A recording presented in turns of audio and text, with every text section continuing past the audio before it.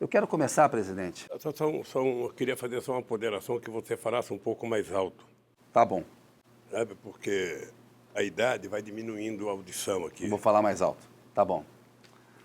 Presidente, quando o senhor foi presidente do Brasil, que papel o Brasil passou a ocupar no cenário mundial? Olha, eu tinha alguns compromissos com o Brasil e com a minha história.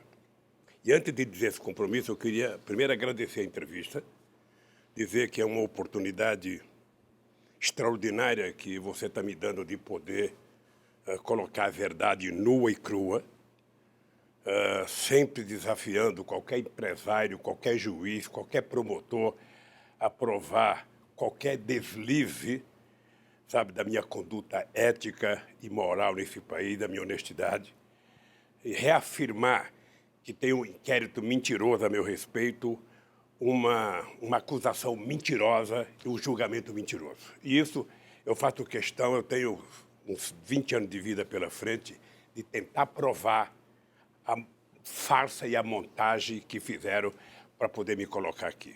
Presidente, nós vamos falar desses casos específicos, mas agora eu queria falar um pouco da sua presidência. Quando eu fui presidente da República, eu tinha um compromisso com a minha história, tinha um compromisso com o povo brasileiro. Ou seja, eu precisava provar que o Brasil tinha possibilidade de crescer, tinha possibilidade de melhorar a vida do povo. E você veja que eu fui muito comedido no meu discurso depois da vitória. Eu disse apenas o seguinte: se ao terminar o meu mandato, cada brasileiro ou brasileira estiver tomando café da manhã, almoçando ou jantando, eu já terei cumprido a tarefa da minha vida. Foi com base nisso que eu fui a Davos anunciar o programa Fome Zero, antes de anunciar em Porto Alegre, no encontro social que houve em Porto Alegre. E eu queria provar que os economistas não davam conta de resolver os problemas do Brasil com as discussões teóricas que eles faziam. No Brasil, você sempre discutia, é preciso crescer para distribuir ou distribuir para crescer. E nós chegamos à conclusão que era preciso fazer os dois concomitantemente. Era preciso crescer distribuindo e distribuir crescendo. Não dava para fazer as pessoas esperarem, como o meu amigo Delfim Neto dizia: primeiro o bolo vai crescer, quando o bolo crescer nós vamos distribuir. O bolo crescia, alguém comia e o povo ficava esperando, meu caro. E nós então resolvemos fazer isso. Eu também tinha como objetivo mudar a geopolítica internacional, fazer com que o Brasil passasse a ser protagonista da política internacional. Eu já contei com a ajuda de muita gente, eu tive a ajuda de muitos presidentes. Eu me sinto honrado de ter tanta gente que contribuiu comigo. Todos os presidentes do mundo contribuíram comigo, me tratavam bem, me respeitavam bem, a ponto do presidente do FMI, sabe, chorar 2 vezes comigo, discutindo a solução dos problemas brasileiros. E eu, quando deixei a presidência, eu tenho muito orgulho, porque o Brasil virou protagonista. Eu fui o único presidente do Brasil a participar de todas as reuniões do G8, menos a feita em São Francisco, convidada pelo Bush, que foi a segunda. E eu fui um dos artífices da criação do G20 para discutir a crise de 2008. Então, o Brasil virou protagonista, o Brasil passou a ser respeitado, o Brasil passou a ser levado em conta, os brasileiros que viajavam tinham orgulho de viajar com o passaporte brasileiro, e o Brasil estava propenso a se transformar na 5ª economia do mundo. Presidente, então como é que o senhor descreveria a forma como o Brasil e o senhor foram tratados de um momento em que o senhor deixou a presidência com popularidade alta, o Brasil parecia um modelo emergente, de poder emergente? Vamos levar em conta uma coisa que eu digo para tentar fazer as pessoas entenderem o que aconteceu em 2014 com a Dilma, que é um pouco parecido do que aconteceu em 2009 com o Fernando Henrique Cardoso, com uma diferença. O Fernando Henrique Cardoso tinha o Temer na presidência da Câmara, tentando ajudar a aprovar as reformas, e a Dilma ganhou de presente o Eduardo Cunha, que trabalhava para não aprovar nada, para tentar fazer as chamadas, como é que fala?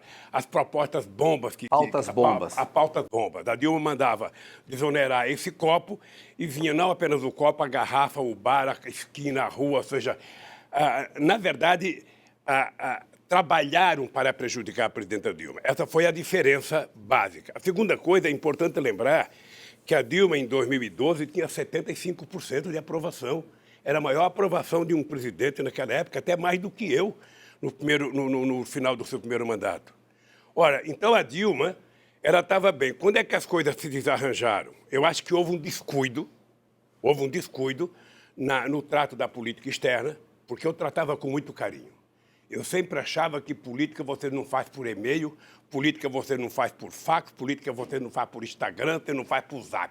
Política é olho no olho. A Dilma subestimou, desprezou a política externa. Houve uma mudança. Obviamente que você não encontra um Celso Amorim em cada esquina do planeta Terra.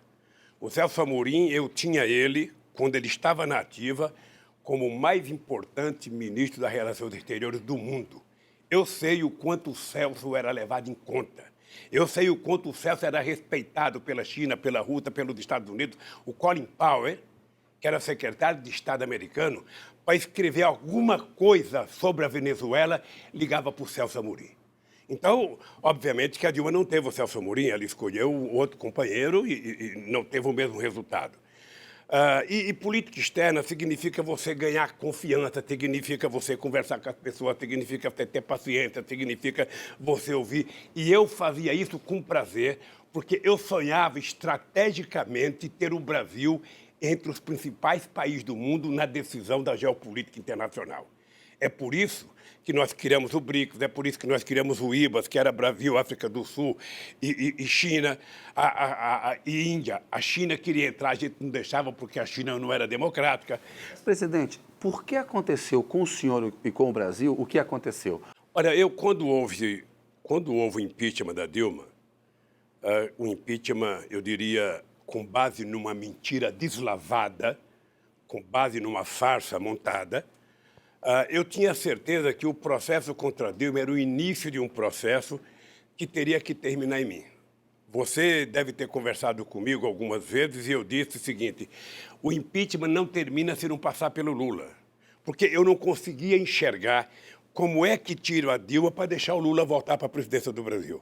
E por que tinha que tirar o Lula? Olha, porque eu penso que no Brasil nós temos um problema, eu diria, psicológico coletivo na elite brasileira, que é não suportar a ascensão das camadas mais pobres do Brasil. Incomoda, é triste, mas incomoda os pobres estarem ocupando as praças que eram dos ricos, os pobres estarem frequentando os restaurantes, os pobres estarem viajando nos aviões que eles viajavam, os pobres estarem, ocupando um espaço de ascensão social que não estava previsto na elite brasileira desde o fim da escravidão. É importante lembrar, para a gente dizer o número correto, é que nesse período nós tínhamos tirado 36 milhões de pessoas da miséria absoluta e tínhamos elevado 42 milhões de brasileiros e brasileiras a um padrão de consumo de classe média baixa. Ou seja, as pessoas passaram a gostar de si mesmo, as pessoas passaram a estudar. Você acha que as meninas pobres do ProUni eram tratadas com deferência nas universidades? Não eram, não. Outras meninas, ao invés de ficarem orgulhosas de ter uma pobre na sua sala, às vezes tinham raiva. Você acha que as pessoas gostavam da gente financiar o FIES? Não, só quem recebia gostava. Você acha que as pessoas gostavam de eu ser um cara que só tem o 4º ano primário e ser o presidente que mais fez universidade na história desse país, que mais cuidou do ensino fundamental, que mais cuidou do ensino técnico nesse país? Você acha que eles admitiram isso com facilidade? Ora, então, eu penso que esse preconceito e essa coisa de não deixar o PT voltar para não permitir mais a continuidade da ascensão social, eles sabiam que comigo a coisa iria acontecer. Eu voltaria muito mais calejado, muito mais preparado, porque uma coisa que você deve se informar, até para me ajudar, é o seguinte: por que os empresários, até julho de 2014, faziam procissão, faziam fila no Instituto para pedir para eu ser candidato a presidente da República. Por quê? Olha, porque eles sabiam o que tinha acontecido no meu período de governo. Eles sabiam o quanto eles tinham ganho. Eles sabiam o quanto foi bom para a economia brasileira, o quanto foi bom para a indústria naval, o quanto foi bom para a Petrobras, o quanto foi bom para a indústria de etanol, o quanto foi bom para o pequeno e médio investidor. Eles sabiam disso. Aí depois que eu disse que não queria ser candidato, porque era um direito da Dilma ser candidato, essa gente bandeou, e não para o PT, essa gente bandeou para os tucanos. Foi um grande erro do senhor não ter sido candidato em 2014. Pode ter sido um erro meu, mas foi um erro em respeito ao direito da Dilma. Tá? Tinha muita gente que queria que eu fosse candidato, e eu dizia o seguinte: ela é a presidenta, ela tem o direito de querer ser candidata, a única chance de eu ser é se ela tivesse me procurado e falado do presidente Lula, eu acho que você deveria votar. Fora disso, não tinha hipótese. A presidente Dilma disse que o senhor deveria ter pedido ela para ser candidato. Veja, é uma interpretação dela, porque seria muito difícil eu chegar na Dilma, no Palácio do Planalto, na mesa da presidente, e falar: presidenta, saia que é minha vez agora. Você acha que eu ia fazer isso? Jamais. Eu aprendi a respeitar e achava que a Dilma tinha o direito de pleitear o segundo mandato. Presidente, eu queria falar do desenvolvimento da sua filosofia política, né? O senhor teve uma infância pobre e antes de chegar ao poder, o senhor tinha preocupação com a questão da fome, de os brasileiros fazerem 3 refeições por dia. Olha, aí é importante lembrar o seguinte: eu não gostava de política até 1978. Eu não gostava de sindicato até 1968, quando eu fui e fiquei sócio do sindicato de São Bernardo do Campo. E o que me fez ficar sócio foi uma agressão que meu irmão Frechico sofreu, numa discussão numa assembleia. Aí eu entrei no sindicato e eu dizia, como eu era ignorante, eu dizia o seguinte: eu não gosto de política e não gosto de quem gosta de política. Isso em 1978. Aí veio as greves, sabe? As coisas foram crescendo. O Geisel mandou uma proposta de lei proibindo as categorias essenciais de fazerem greve, bancário, posto de gasolina, eu não podia fazer greve. Aí eu fui a Brasília. Quando eu cheguei em Brasília, eu descobri que não tinha trabalhador. Eu conversava com os deputados, de 513 tinha 2 trabalhadores. Benedito Marfilho, de Santo André, metalúrgico, e Aurélio Pérez, que era metalúrgico de São Paulo, só 2. Aí eu voltei para casa atenado, eu falei: como é possível eu querer, que a classe trabalhadora tenha direito, se a grande maioria que está lá não tem nada a ver com a classe trabalhadora? É isso que até hoje eu acho que os eleitores têm que perceber. Se o eleitor se lembrar de quem ele votou na última eleição, ele vai perceber por que eles querem fazer a destruição da Previdência Social.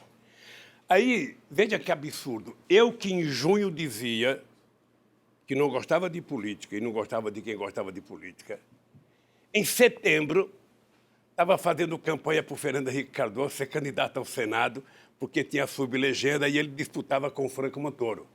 E a gente achava o Fernando Henrique Cardoso mais progressista, tinha voltado recém, acho que do Chile ou da França, sei lá onde que ele morava.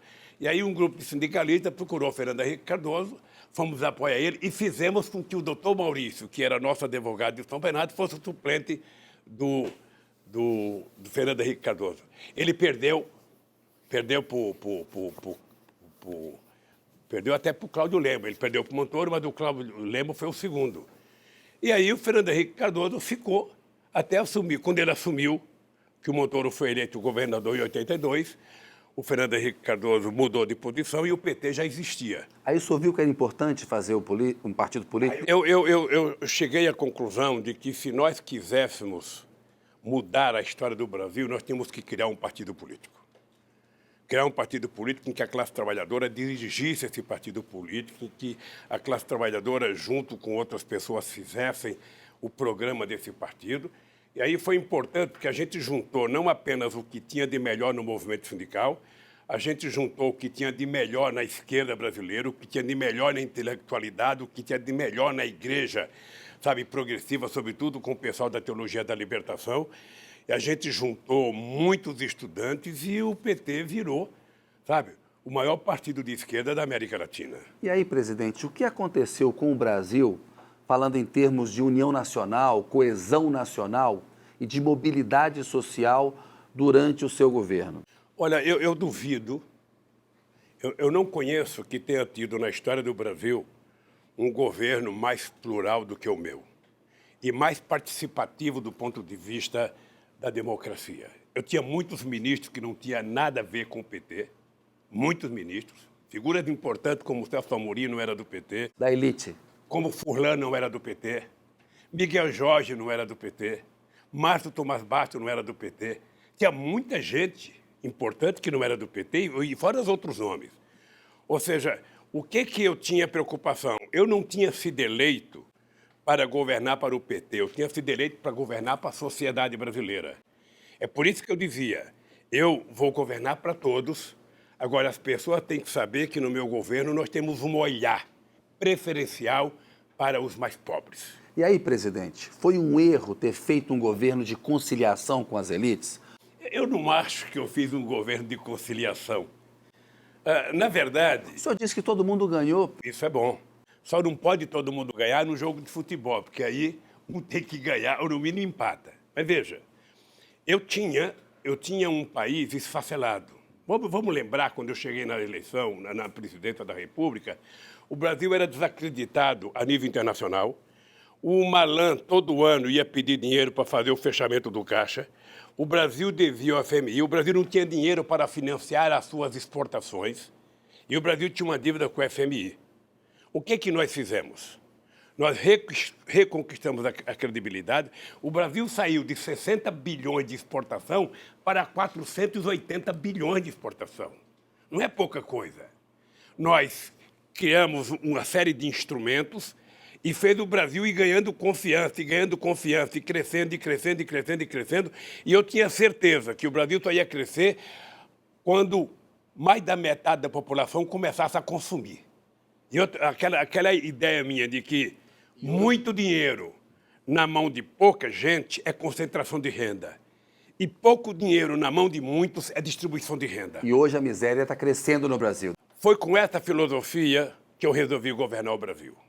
Ou seja, se cada pobre comer 2 pãezinhos, tomar 2 cafezinhos, sabe? Se cada comprar um sapato, uma camisa, uma calça, um tijolo a mais, a economia começa a funcionar. Eu não esqueço nunca quando eu tomei a decisão de fazer o puxadinho, financiar puxadinho. O cara construiu um banheirinho a mais, o cara construiu uma garagem a mais, o cara construiu um quarto a mais, que na filosofia de quem é ministro da Fazenda é impensável pensar política assim. Porque essa política não ensina em Harvard. Essa política não ensina na Unicamp. Essa política não ensina na USP. Essa política a gente aprende é sobrevivendo no dia a dia. É um erro o Bolsonaro delegar tanto poder ao Paulo Guedes, à equipe econômica? Depois eu vou falar do erro do Bolsonaro. Eu queria só completar essa coisa da política pequena. Ou seja, na medida em que nós colocamos milhões de pessoas a participar do processo, com o programa Luz para Todos, as pessoas não falam, Kennedy, mas foram 4 milhões de ligações envolvendo quase 15 milhões de pessoas que passaram a comprar televisão, a comprar geladeira, a comprar liquidificador, a comprar bomba d'água, sabe? A comprar casa de farinha. O PAA, que era para financiar a agricultura familiar, financiar o cara que produzia, sabe? Eram milhões e milhões de pessoas trabalhando. O Mais Alimento, quando veio a crise, que diziam que era porque a China estava consumindo tudo, nós criamos o programa Mais Alimento para financiar máquinas e implementos agrícolas e trator de até 80 cavalos. Foi esse programa que salvou a indústria automotiva do Brasil em 2008 e 2009, meu caro. Então, a bancarização no Brasil, você sabe quantas pessoas tiveram acesso a banco no meu governo? 70 milhões de pessoas. Sabe o que significa 70 milhões de pessoas? Argentina e Colômbia junto no sistema financeiro brasileiro. É 1/3 da população. Você vê uma pessoa catadora de papel acabar de vender o papel e na Caixa Econômica Federal depositar o seu dinheiro. Para nós que temos conta bancária, eu não tenho agora porque o Moro bloqueou tudo, mas a pessoa sente um orgulho. Aquela conta bancária para aquela pessoa que depositou R$30 é de um orgulho. As pessoas choravam na porta da Caixa Econômica Federal. Então, o que ficou provado para mim? O que ficou provado para mim? Pobre não é problema. Pobre é solução quando você inclui ele e transforma ele em sujeito da história. Foi o que nós fizemos. Bem, Bolsonaro. Fale do Bolsonaro. Então, veja, eu não vou fazer o julgamento do Bolsonaro porque ele só tem 4 meses de mandato. Eu acho que ele tem um início de mandato extremamente desastroso. A impressão que eu tenho é que ele não sabe ler com cré. A impressão que eu tenho é que ele não tem noção das coisas que ele fala. Ele não conhece nada de política externa, ele não conhece nada de economia. Ele faz questão de mostrar que não conhece. Veja, e ele delegou ao Guedes para fazer a questão da economia. A questão da economia não é apenas uma questão econômica, a economia é uma questão política. O governo tem que decidir quem é que vai ser beneficiado, para quem que eu quero governar, quem é que precisa do Estado. E como é que funciona a cabeça do Guedes? A cabeça do Guedes funciona, está pensando no mercado. Então, para o Guedes, se vai ter aposentado passando fome, se vai destruir a Previdência Social, sabe? Pouco interessa, isso é dado estatístico. Mas, presidente... O que ele quer é contemplar o mercado. Mas a situação econômica do Brasil ela é muito mais grave hoje e o seu governo foi muito ajudado pelo chamado boom das commodities. E nós temos um problema fiscal. Vamos ver se é verdade isso. Quando eu estive no governo, o dólar, acho que era 2,60. E nós exportávamos metade do que exportamos hoje. Hoje nós exportamos o dobro com o dólar a R$4. Mas não é um fato que o boom das commodities ajudou? Mas valia para mim e valia para todo mundo. Acontece que com esse ministro de política externa, você não vai para lugar nenhum. Sabe, porque, Kennedy, presta atenção numa coisa que você não vai ouvir numa aula de economia. Presta atenção numa coisa. Tem 2 formas de um país crescer. Uma é o mercado interno. Uma é você produzir para o consumo do seu povo. E a outra é você produzir para exportação. Para exportar, você tem uma dificuldade. Primeiro, você tem que ter competitividade, você tem que ter qualidade, você tem que ter preço. Tá? O Brasil tem pouca chance de competir com os chamados países industrializados, porque esse ano mesmo diminuíram 46% do dinheiro da ciência e tecnologia. Sem investimento em ciência e tecnologia, você não vira competitivo. Então, o que acontece? Você precisa fazer um esforço incomensurável para vender. Você está lembrado que eu dizia em 2002, o meu ministro da Indústria e Comércio era um mascate. Eu quero que ele faça como aqueles turcos que é na porta da casa da gente vender pano. Ou seja, tem que bater palma na porta de cada país, tem que convencer os países. Eu viajava, levava empresário para tudo quanto é lugar para vender. Vendia sapato, vendia roupa, vendia tudo. É assim, e é por isso que nós demos um crescimento extraordinário. É por isso que nós demos um crescimento. Agora, quando você tem um governo que começa a brigar com a China, que é o nosso maior parceiro comercial. Países árabes, Argentina. Atendendo aos interesses dos Estados Unidos. E os americanos por detrás ganham uma fatia do nosso mercado, vendendo 10 milhões de toneladas de soja para a China no nosso lugar. Quando a gente briga com o mundo árabe, quando a gente briga com o Mercosul, você vai vender para quem? Para os Estados Unidos? Os Estados Unidos não querem comprar soja do Brasil, não quer comprar milho do Brasil, não quer comprar carne do Brasil, porque eles produzem. E também não quer comprar produto manufaturado. É um erro essa política de alinhamento a Washington? Totalmente errado. O Brasil é um país grande. O Brasil precisa apenas aprender a se respeitar. O Brasil não tem que se alinhar nem a Washington, nem a Pequim, nem a Moscou, nem muito menos a Frankfurt. O Brasil tem que se apoiar, sabe, na sua soberania. O Brasil é um país que tem 210 milhões de habitantes, o país tem efetivamente, sabe, quase tudo o que precisa, tem um potencial intelectual extraordinário. O que o Brasil precisa é parar de ser mesquinho e tudo que você quer fazer para avançar a sociedade, aparece alguém para dizer, não pode, não tem dinheiro. Você sabe o que eu dizia para o meu pessoal? Gente, é o seguinte, vamos parar de discutir, sabe, que a gente não pode fazer as coisas e vamos discutir quanto custou ao Brasil não fazer as coisas na hora certa. Mas, presidente, hoje a relação entre a dívida pública e o PIB ela é muito alta. A tendência é crescer, porque a economia não cresce. Ora, como é que você diminui a dívida pública com relação ao PIB? É você crescendo. Na hora que você começa a crescer, você diminui a dívida. Na hora que você não investe e não cresce, a dívida aumenta. Agora, veja, quando o país toma uma decisão absurda de vender todo o patrimônio construído ao longo da história para resolver a dívida pública, o que vai acontecer? Daqui a alguns meses ou daqui a um ano, a gente não tem mais patrimônio e a dívida continua. Porque para resolver a dívida tem que a economia crescer, o povo precisa consumir, o povo precisa comprar e o Brasil precisa vender lá fora mais. E para vender lá fora tem que ter gente vendendo. Ninguém compra do Brasil porque fulano de tal é presidente. Você tem que ir atrás. O governo Bolsonaro é capaz de fazer isso? Olha, eu não gosto de fazer julgamento, mas eu não acredito, obviamente, que ele tem 4 anos de mandato pela frente, mas eu não acredito, porque eu penso que ele fez uma opção pela mediocridade. Presidente, eu quero voltar um pouquinho, tem muitas perguntas para fazer. O quanto o senhor acha que foi importante para o Brasil ter sido escolhido para sediar a Copa do Mundo e as Olimpíadas? O que isso significou? Vamos separar as duas coisas, porque as Olimpíadas nós brigamos para conquistar. A Copa do Mundo foi uma decisão da FIFA, porque como ela tinha decidido fazer um rodízio nos continentes e tinha feito na África do Sul, e o Brasil, a última que tinha feito foi em 1950, o México já tinha feito 2, então a FIFA decidiu fazer no Mas Brasil. são eventos globais, né? Estou falando, mas é que não houve uma briga do Brasil para fazer, veio para o Brasil de graça. E eu achava importante, achava extremamente importante e achava as Olimpíadas extremamente importantes e por isso nós brigamos para as Olimpíadas. Toda vez que eu vejo alguém falar mal das Olimpíadas, eu queria lembrar o que aconteceu no dia que foi anunciado o Rio de Janeiro, sabe, no Brasil. O que aconteceu em Copacabana. Porque para o povo do Rio de Janeiro foi a festa mais extraordinária, foi no dia que a gente conquistou as Olimpíadas.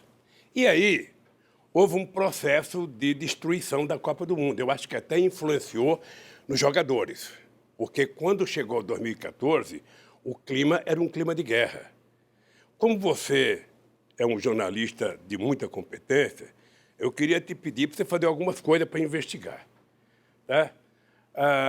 Houve um processo de tentativa de destruição quando se levantou 2 teses, que o dinheiro, sabe, do país estava sendo gasto na Copa do Mundo, que tinha muita corrupção e que os estádios no Brasil custavam o triplo do que custava em qualquer lugar do mundo, ou seja, criou-se uma unanimidade de desconfiança. Eu estou te dizendo isso porque o Itaú era patrocinador.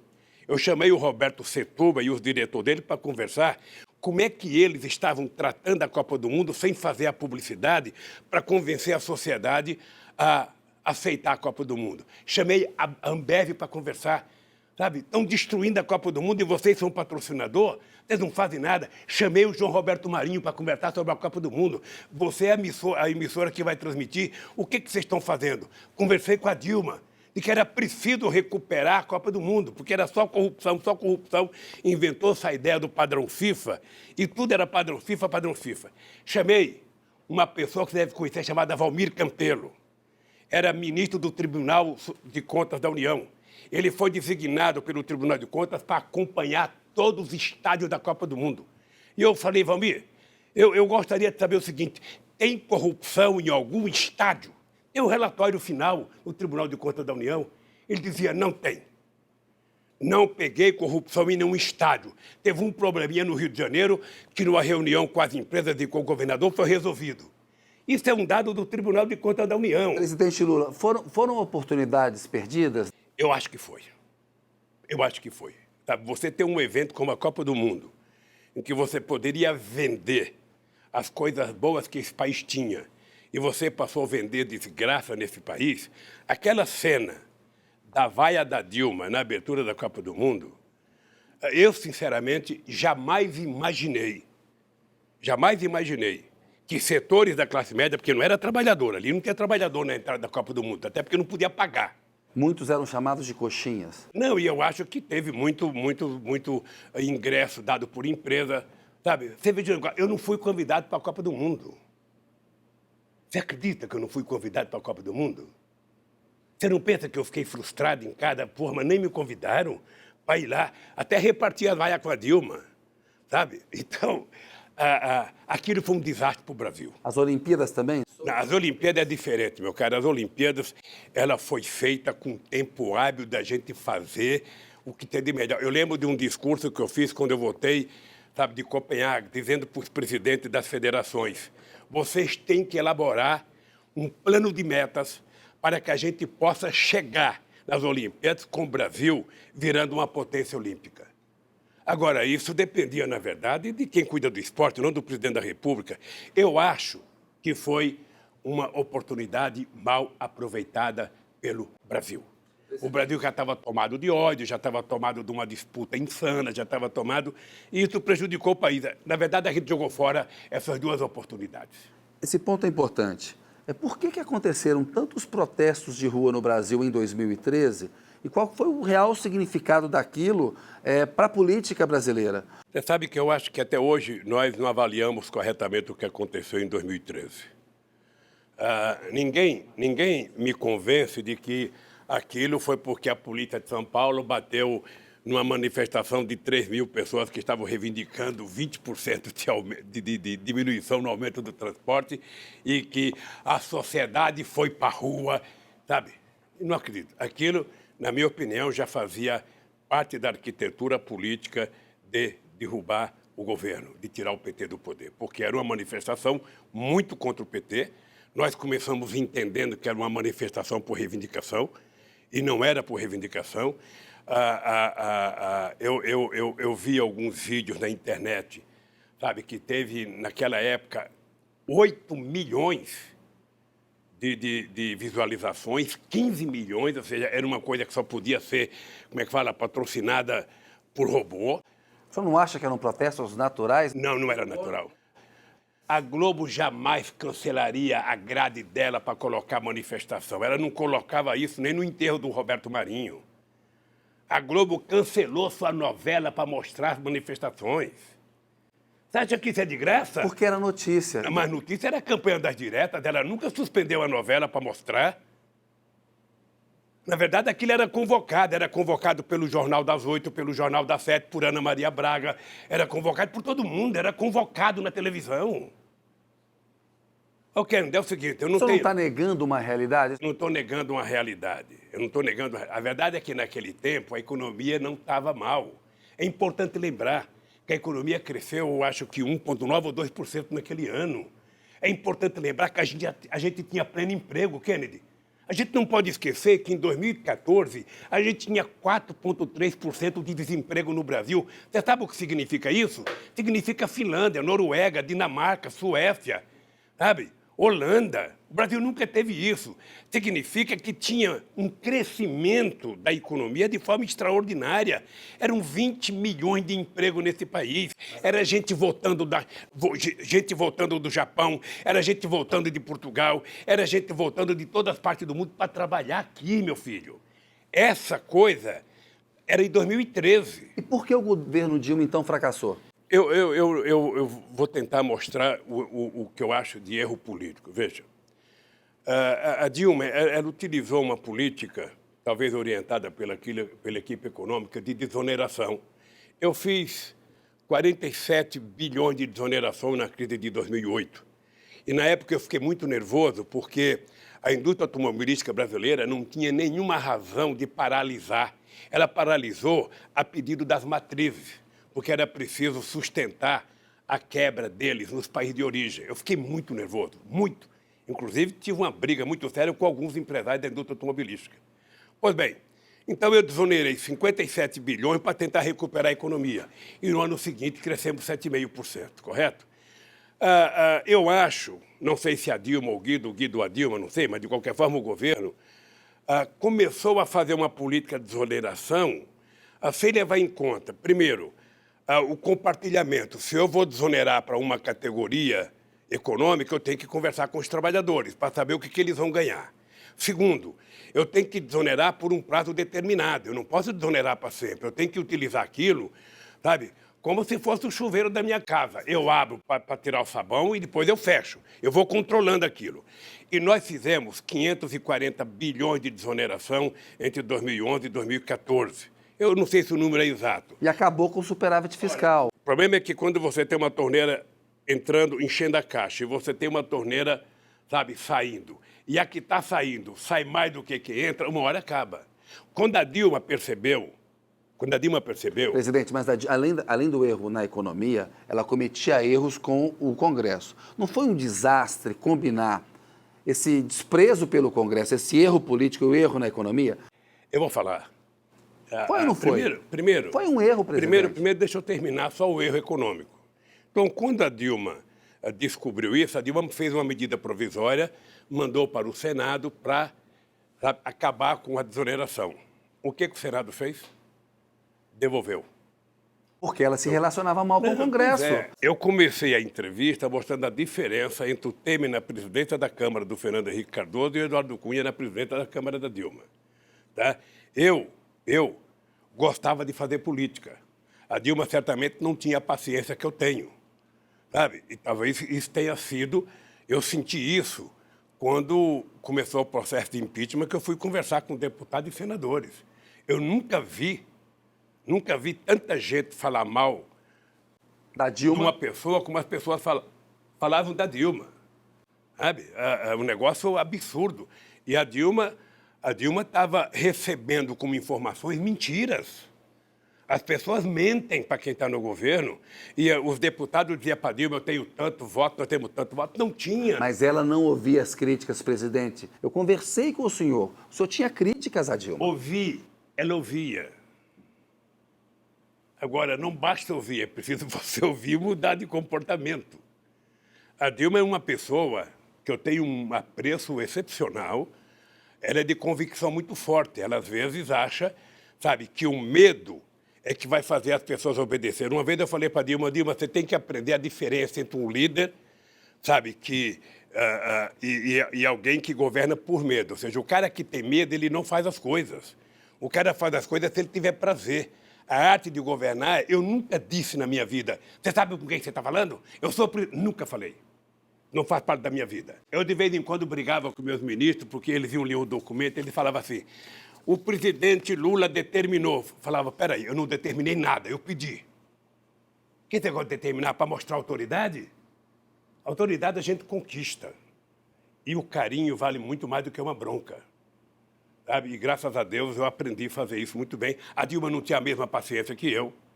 Acho que nem sempre. Eu era contra, por exemplo, a Dilma levar o Padilha para o Ministério da Fazenda, para a área da saúde. Eu era favorável que o Padilha ficasse na organização política, que não tinha ninguém melhor do que ela ali. O senhor indicou o Trabuco do Bradesco e a Dilma e o Mercadante optaram pelo Levi. Não, eu não indiquei, porque não passa mal a ideia que eu fui conversar com a Dilma. O senhor indicou. Depois da segunda eleição. O senhor sugeriu. Deixa eu dizer uma coisa para você. O senhor sugeriu ou não sugeriu? Deixa eu dizer, posso dizer? Por favor.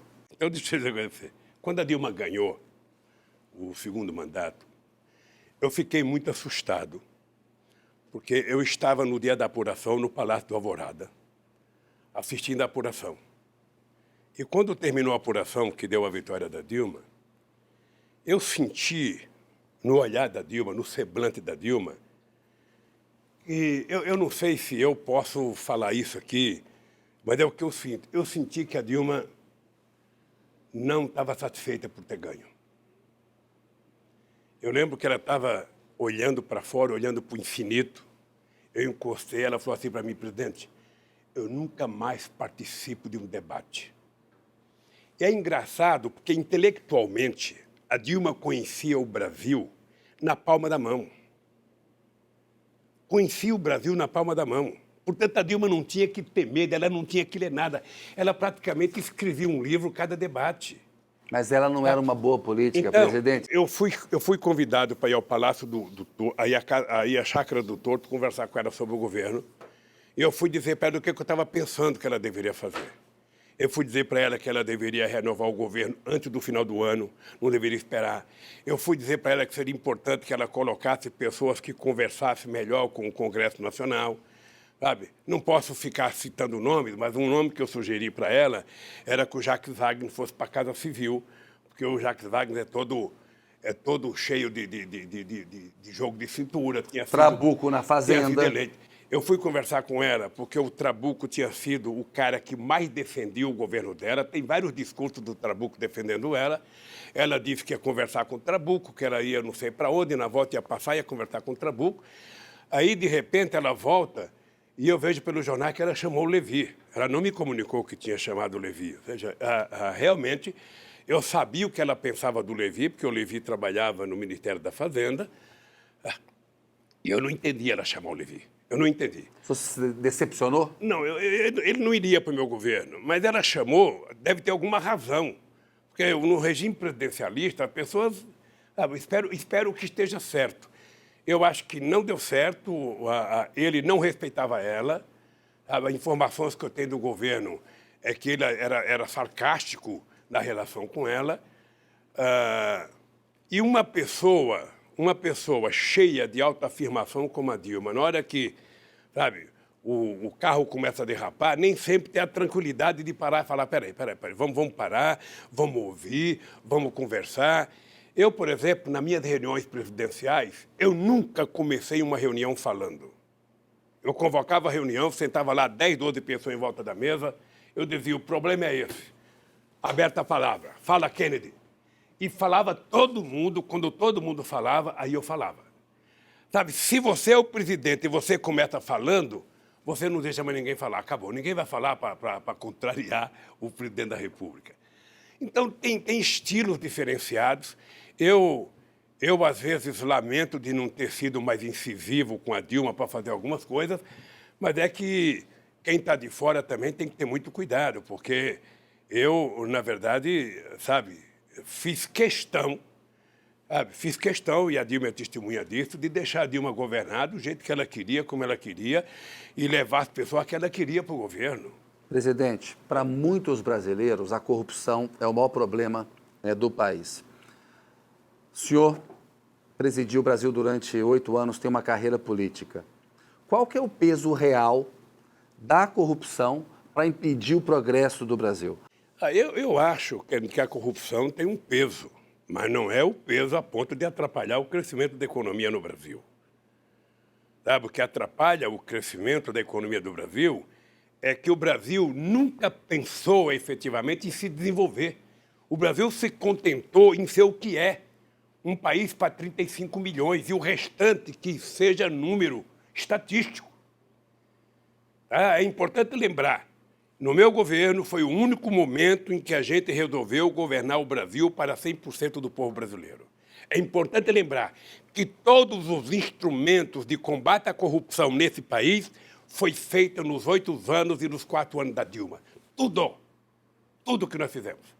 Até a lei da transparência, que você, como jornalista, deve ter ficado muito satisfeito porque você tinha acesso a qualquer coisa, agora acabou. Imagina se no meu governo o Queiroz estaria desaparecido. Imagina.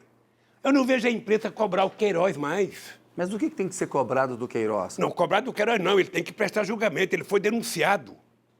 Ele foi acusado. O que eu quero é que esse cidadão seja investigado. O senhor falou que há 2 pesos e 2 medidas em relação ao Queiroz, que é suspeito, né, de montar um esquema ali no qual o filho do presidente Jair Bolsonaro ficaria com parte de salários de deputados. Veja, eu primeiro não digo antecipadamente que o Queiroz é culpado. Tá? O que eu quero dizer, a diferença é o seguinte, é que eu, ex-presidente da República, sofri uma coerção. A Polícia Federal foi na minha casa, entrou na minha casa, levantou o meu colchão, abriu minha televisão, abriu o fogão para investigar a minha casa, tá? Sem nenhum critério. Eu nunca tinha sido convidado para prestar um depoimento. E quando acontece com o Queiroz, ele primeiro se recusa a ir. Depois faz por escrito um depoimento. Estou mostrando a diferença. Segundo, no meu julgamento, qual é o crime que eu cometi? É um fato indeterminado. O seu Moro, sabe, reconhece que não tem dinheiro da Petrobras, o seu Moro reconhece que o apartamento não é meu, mas ele precisava me condenar. Deixa eu chegar aí para concluir. A mesma coisa é na acusação. O Dallagnol, depois de passar... O Dallagnol, eu falo Dallagnol, não é Dallagnol. Depois de ele fazer 1h30 de hipocrisia, sabe, para a mídia brasileira, ele fala, não me peçam provas. Eu só tenho convicção. E por conta disso eu estou aqui, meu filho. A acusação do apartamento é a seguinte, que o senhor foi julgado culpado de aceitar 3,7 milhões de reais em propinas, o que dá $1.200.000, na forma de melhorias num apartamento que estava sendo construído pela Petrobras e que o juiz Moro diz que é do senhor, que supostamente é do senhor, o senhor nega isso. O senhor aceita a culpa nesse caso? Olha, se ele tivesse dito que o apartamento era meu, quem sabe eu até tivesse um outro comportamento. Acontece que depois de fazer a investigação, ele descobriu algumas coisas. Ele descobriu no processo que a empresa offshore, que ele achou que era sócia da Petrobras e que comprou o apartamento lá do Panamá, essa empresa, na verdade, não tinha comprado um suposto apartamento meu. Essa empresa tinha comprado um apartamento da família Marim em Paraty e tinha comprado o helicóptero da Globo. Ele era dono disso, e não do suposto apartamento. Segundo, quando ele descobriu isso, a moça foi solta e não se falava mais nisso. O pretexto de me envolver com a Petrobras era porque havia uma necessidade de me trazer para Curitiba, para Lava Jato. Correto? Por quê? Porque era o seguinte, aqui é o coração da Lava Jato. Sabe? Eu não poderia ter que cair na mão do Moro, porque quem fez o pacto com a imprensa... O Kennedy, é importante lembrar que o Moro visitou a redação de todos os jornais, de todas as revistas, de todo o canal de televisão. O Moro não precisava ser juiz. Se ele fosse repórter, já valia a condenação, porque a imprensa recebia as acusações antes dos advogados. Hoje, no Brasil, você é condenado pela manchete do jornal. Você não é condenado pelo processo. Eu duvido que você encontre na sentença do Moro uma afirmação de que tem dinheiro da Petrobras. Eu duvido que você encontre uma afirmação de que o apartamento é meu. Por que você acha que eu fico bravo? É porque eu não vou morrer antes de provar que o Moro é mentiroso. Não vou morrer antes de provar que o Dallagnol é mentiroso. Não vou morrer antes de provar que o inquérito contra mim é mentiroso, que a juíza que deu a sentença mentiu a meu respeito, que o TRF4 mentiu a meu respeito. Por que você acha que eu estou aqui? Por que você acha que eu não troco a minha dignidade pela minha liberdade? Porque de vez em quando a pessoa fala, mas agora foi julgado lá, você já tem a tal da detração, você já pode sair. Obviamente que quando meus advogados dizem, Lula, você pode sair, eu vou sair. Só sairei daqui. Se qualquer coisa que tiver que tomar decisão, não impedir de eu continuar brigando pela minha inocência. A questão da detração, presidente, é um direito que o senhor tem, porque o senhor já teria menos de 8 anos de pena e no regime brasileiro você pode ir para um semiaberto, como não há vagas, o senhor poderia sair para trabalhar durante o dia e voltar para casa. O senhor vai pedir a detração penal? Olha, eu só pedirei o dia que meus advogados, Cristiano e o Batóquio, disse aí para mim, presidente Lula, o senhor pode pedir, que se o senhor pedir, o senhor pode continuar a sua briga pela sua inocência. Os advogados já dizem isso. Os meus advogados não disseram. Hoje vou ter uma reunião com o Cristiano hoje, que eu quero entender bem isso. Tem muita gente dando palpite, mas... Então vamos ser claros aqui. Se os advogados disserem que o senhor pode pedir esse direito, e isso significar que o senhor pode continuar dizendo que é inocente, o senhor vai pedir? Não é só dizendo não. Eu quero continuar provando a minha inocência. Aí eu posso pedir. Olha, se os advogados disserem para mim, Lula, você pode pedir a detração e você vai continuar brigando pela sua inocência, do mesmo jeito que você está, eu não tenho nenhum problema de pedir, porque eu quero sair daqui. O senhor vai pedir ou não vai pedir? Eu posso pedir. Pode ou vai? Posso pedir se eles me garantirem que eu posso continuar me defendendo. Então, mas seja claro, presidente, se eles disserem, o senhor vai pedir? Peço, eu quero ir para casa.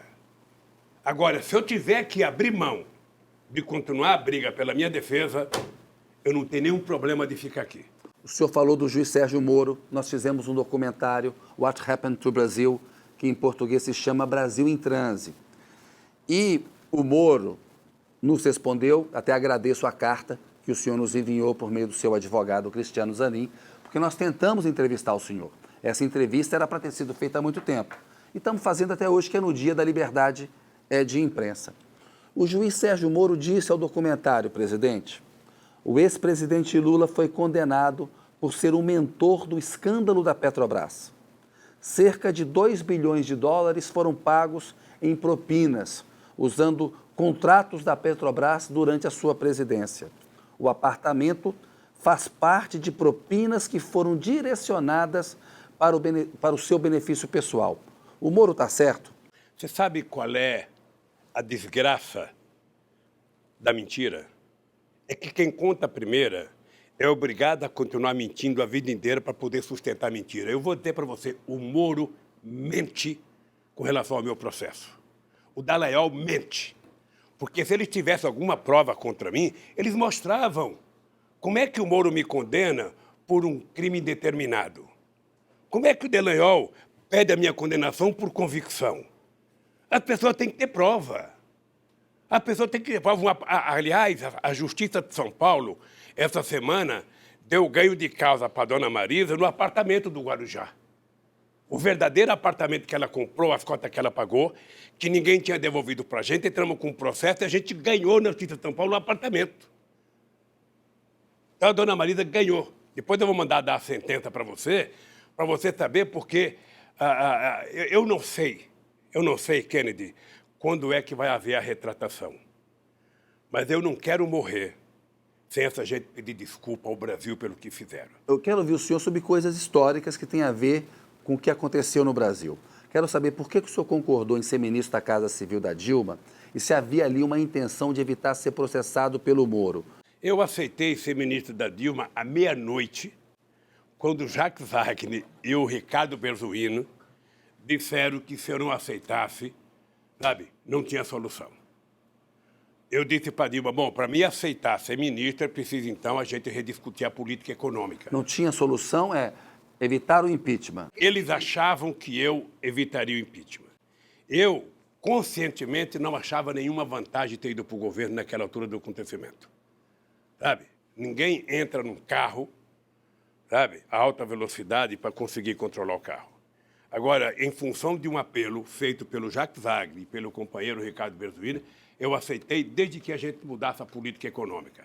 Marcou-se uma reunião no dia seguinte, às 11 horas da manhã, com o Nelson Barbosa, fizemos uma discussão, eu falei para a Dilma, tudo bem, então vamos fazer o jogo.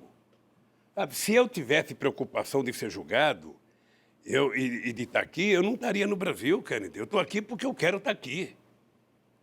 Eu estou aqui porque eu tomei a decisão de que eu quero ficar no Brasil, não tem problema de prisão, posso ficar aqui 1 ano, 2 anos, 3 anos, eu vou desmascarar o Moro e vou desmascarar esse pessoal da Força Tarefa Lava Jato, que agora me condena dizendo que tinha um negócio da Petrobras e agora eles fazem um acordo com a Petrobras e com os americanos para pegarem 2,5 bilhões de reais para fazer uma fundaçãozinha para o Dallagnol dirigir, para cuidar da educação. E mais 6 bilhões e 800 milhões da Odebrecht. A coisa é tão grave, Kennedy, é tão grave, que o Jacob Itá fez uma carta contando a história da chácara. O Moro não aceitou colocar no processo. O Vacari fez uma carta desmentindo o Léo. O Moro não aceitou no processo. Tem um brasileiro da Odebrecht, Tacla Duran, na Espanha, que o Moro não aceita, com o argumento de que ele é bandido, eu não converso com bandido. Ora, você conversa com um cara que vai te denunciar. Então, meu caro, eu tenho que aproveitar o que eu sou, a idade que eu tenho, o que eu represento para esse país, para desmascarar essa farsa. Porque a Lava Jato, ela poderia ter cumprido uma tarefa importante de prender ladrão. Poderia. Não pensa que eu não fico feliz quando o empresário que roubou vai preso. Agora, quando você prende o empresário que roubou, você não prejudica o trabalhador, não precisava quebrar a empresa. Porque, na minha opinião, essa força-tarefa da Lava Jato e o Moro estão a serviço do Departamento de Justiça dos Estados Unidos. Tem vídeo que você já deve ter tido acesso, de procuradores americanos festejando a minha prisão. Mas isso parece uma teoria conspiratória. Eu queria que o senhor falasse mais disso, porque é até relacionado à questão do petróleo, e depois nós vamos falar da Venezuela também, porque o senhor relaciona isso à questão do pré-sal. Presidente, olha só, o Moro condenou o senhor, depois 3 juízes do TRF4, depois 4 do STJ. Como é que isso pode ser uma conspiração? Você assistiu às votações? Sim. Se você assistir à votação, você vai perceber em que nenhuma das votações foi discutido o mérito do processo. Em nenhuma das votações. Eu acho que as votações, a última que foi no STF... Os juízes dizem que tem um conjunto de provas, de evidências. A única coisa que eu estou é desafiando a prova. Alguém tem que mostrar. Esse apartamento, esse maldito apartamento, se ele é meu, ele tem que ter um documento, ele tem que ter um contrato, ele tem que ter um pagamento. Alguma coisa tem que ser mostrada. Não é possível Sabe, que alguém possa dizer que um apartamento é meu, se eu não comprei, não morei, não paguei, não tem escritura. Que negócio é meu? Eu até no meu depoimento para o Moro, você está lembrado que eu perguntei para o Moro, escuta aqui, doutor Moro, o senhor já foi numa loja comprar sapato com a sua esposa? Você já viu que ela manda descer um monte de caixa e bota no pé, experimenta e não gosta, bota no pé? O senhor acha que na hora que ela vai embora sem comprar nenhum, o dono da loja pode exigir que ela pague os 10 que ela mandou descer? Você já viu alguém ser dono de um apartamento porque você foi ver e não comprou? Ora então, ô Kennedy, eu não tô brincando nessa história. Veja, eu não estou nessa por coragem, eu estou nessa porque eu fui criado e educado por uma mãe analfabeta. Eu, a vida inteira, tive vontade de chupar um chiclete de bola, aquele tempo chamava ping-pong. Eu nunca pude. Eu trabalhava com meu tio no bar, eu poderia roubar.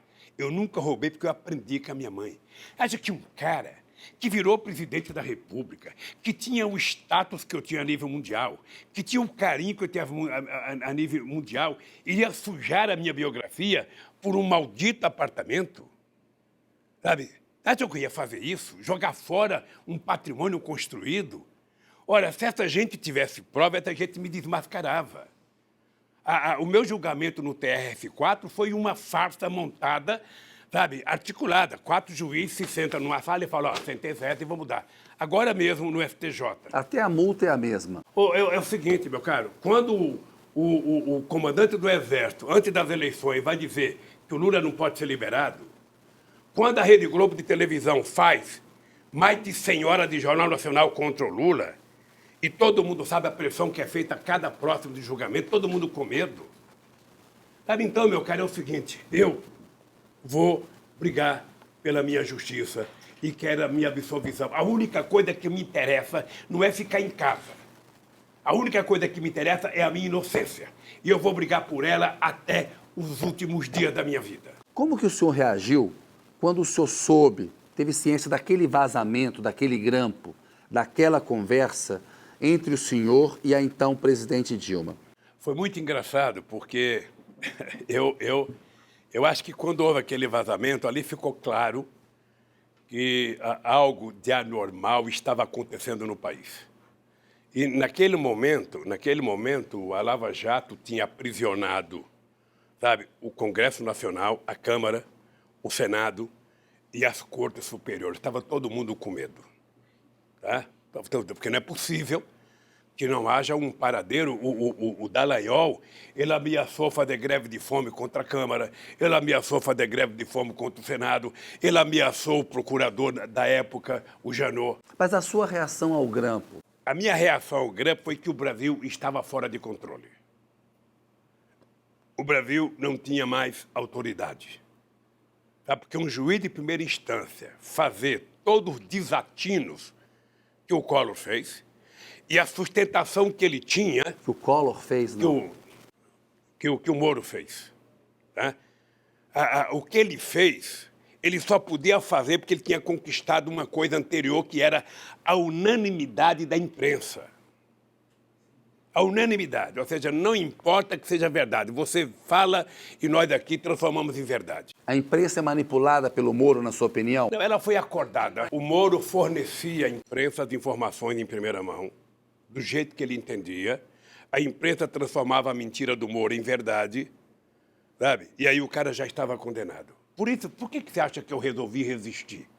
Por quê? Porque eu quero provar que eles mentiram.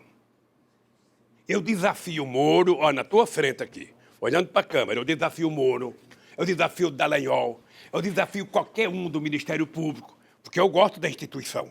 Eu não confundo a grandeza da instituição com essa meninada de Curitiba. O mesmo vale para a Polícia Federal. É uma instituição que eu tenho um apreço muito grande. Mas alguns delegados que fizeram inquérito, nós vamos provar isso. Pode ficar certo que eu não sossegarei enquanto não provar isso. Sabe, de que houve uma armação e não tem conspiração, não, tem fatos, querido. Conspiração é quando você insinua. Mas quando você mostra o Dallagnol indo na Caixa Econômica registrar uma conta de 2,5 bilhões, sabe? Não é mais conspiração, é um dado concreto. Ele é que tem que se explicar. Ele é que tem que se explicar. É uma forma de corrupção? Eu acho. Se ele disse que eu montei uma quadrilha, a quadrilha é essa. Porque na tal da minha quadrilha ele não encontrou dinheiro. Na dele encontrou 2,5 bilhões, mais 6 bilhões e 800 milhões do acordo da Odebrecht. Sabe? Mais o Léo da UAS, que pagou 6 milhões, você conhece a história, pagou 6 milhões a diretores seu para confirmar a mentira dele. E nós ficamos sabendo porque um diretor que não recebeu entrou na Justiça do Trabalho para receber a parte dele. Ora, então, meu caro, então, Kennedy, O senhor acha se eu não aproveitar o que eu sou nesse país para tentar colocar a casa em ordem, porque esse país só vai melhorar quando a casa estiver em ordem, quando as pessoas estiverem se respeitando, quando as instituições estiverem funcionando. E aí, presidente, por que o senhor tentou concorrer à presidência em 2018 e qual foi o tamanho do golpe que o senhor sentiu quando o senhor foi impedido de concorrer? Eu tinha segurança de todos os advogados que cuidam da questão eleitoral, de que era humanamente impossível, pela legislação em vigor, eu ser proibido de ser candidato. O máximo que poderia acontecer era eu ser candidato sob júdice. Muitos ministros da Suprema Corte disseram, off the records, que o senhor não seria candidato, por causa da lei da ficha limpa que o senhor assinou. Todos advogados, todos, sem distinção, diziam que eu seria candidato. E para mim seria impugnado só depois das eleições. E eu tinha certeza que eu ia ganhar as eleições. Era humanamente impossível não ganhar as eleições. Obviamente que eu fiquei surpreso com o voto, sabe, do Barroso. Aquela invenção de última hora dele, até contra o Fachin, que naquela hora quis mostrar que estava democrático ali.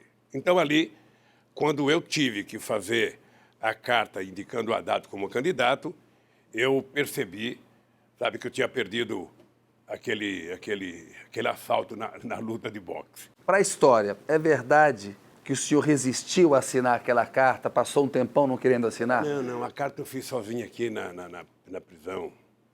Eu até fiquei fazendo uma brincadeira, dizendo que aquilo era como se eu tivesse, sabe, fosse uma mulher dando à luz e não tivesse ninguém para me ajudar a fazer o parto, sabe, porque eu tinha que assinar aquela carta. Foi uma carta, de um lado, eu tinha certeza que o Haddad faria uma bela campanha, tenho muita confiança no Haddad, acho o Haddad um quadro extraordinário para o Brasil, mas eu achei que eu estava saindo do jogo, porque eu trabalhava com a ideia que a campanha era uma grande oportunidade, sabe, de eu poder me defender e de poder mostrar quem era Moro, quem era Dallagnol. Eu tinha necessidade de mostrar. Falando de Moro e Dallagnol, presidente, é importante que o senhor responda a essas questões. Tem 8 acusações contra o senhor.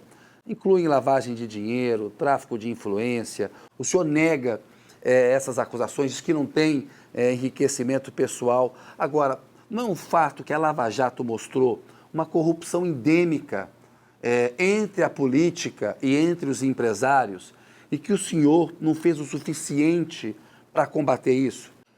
Querida, eu acho que várias operações que a Polícia Federal fez já no meu período de governo, era tudo incentivada pelo meu governo, pelo Márcio Tomás Batti e depois pelo Tarso Genro.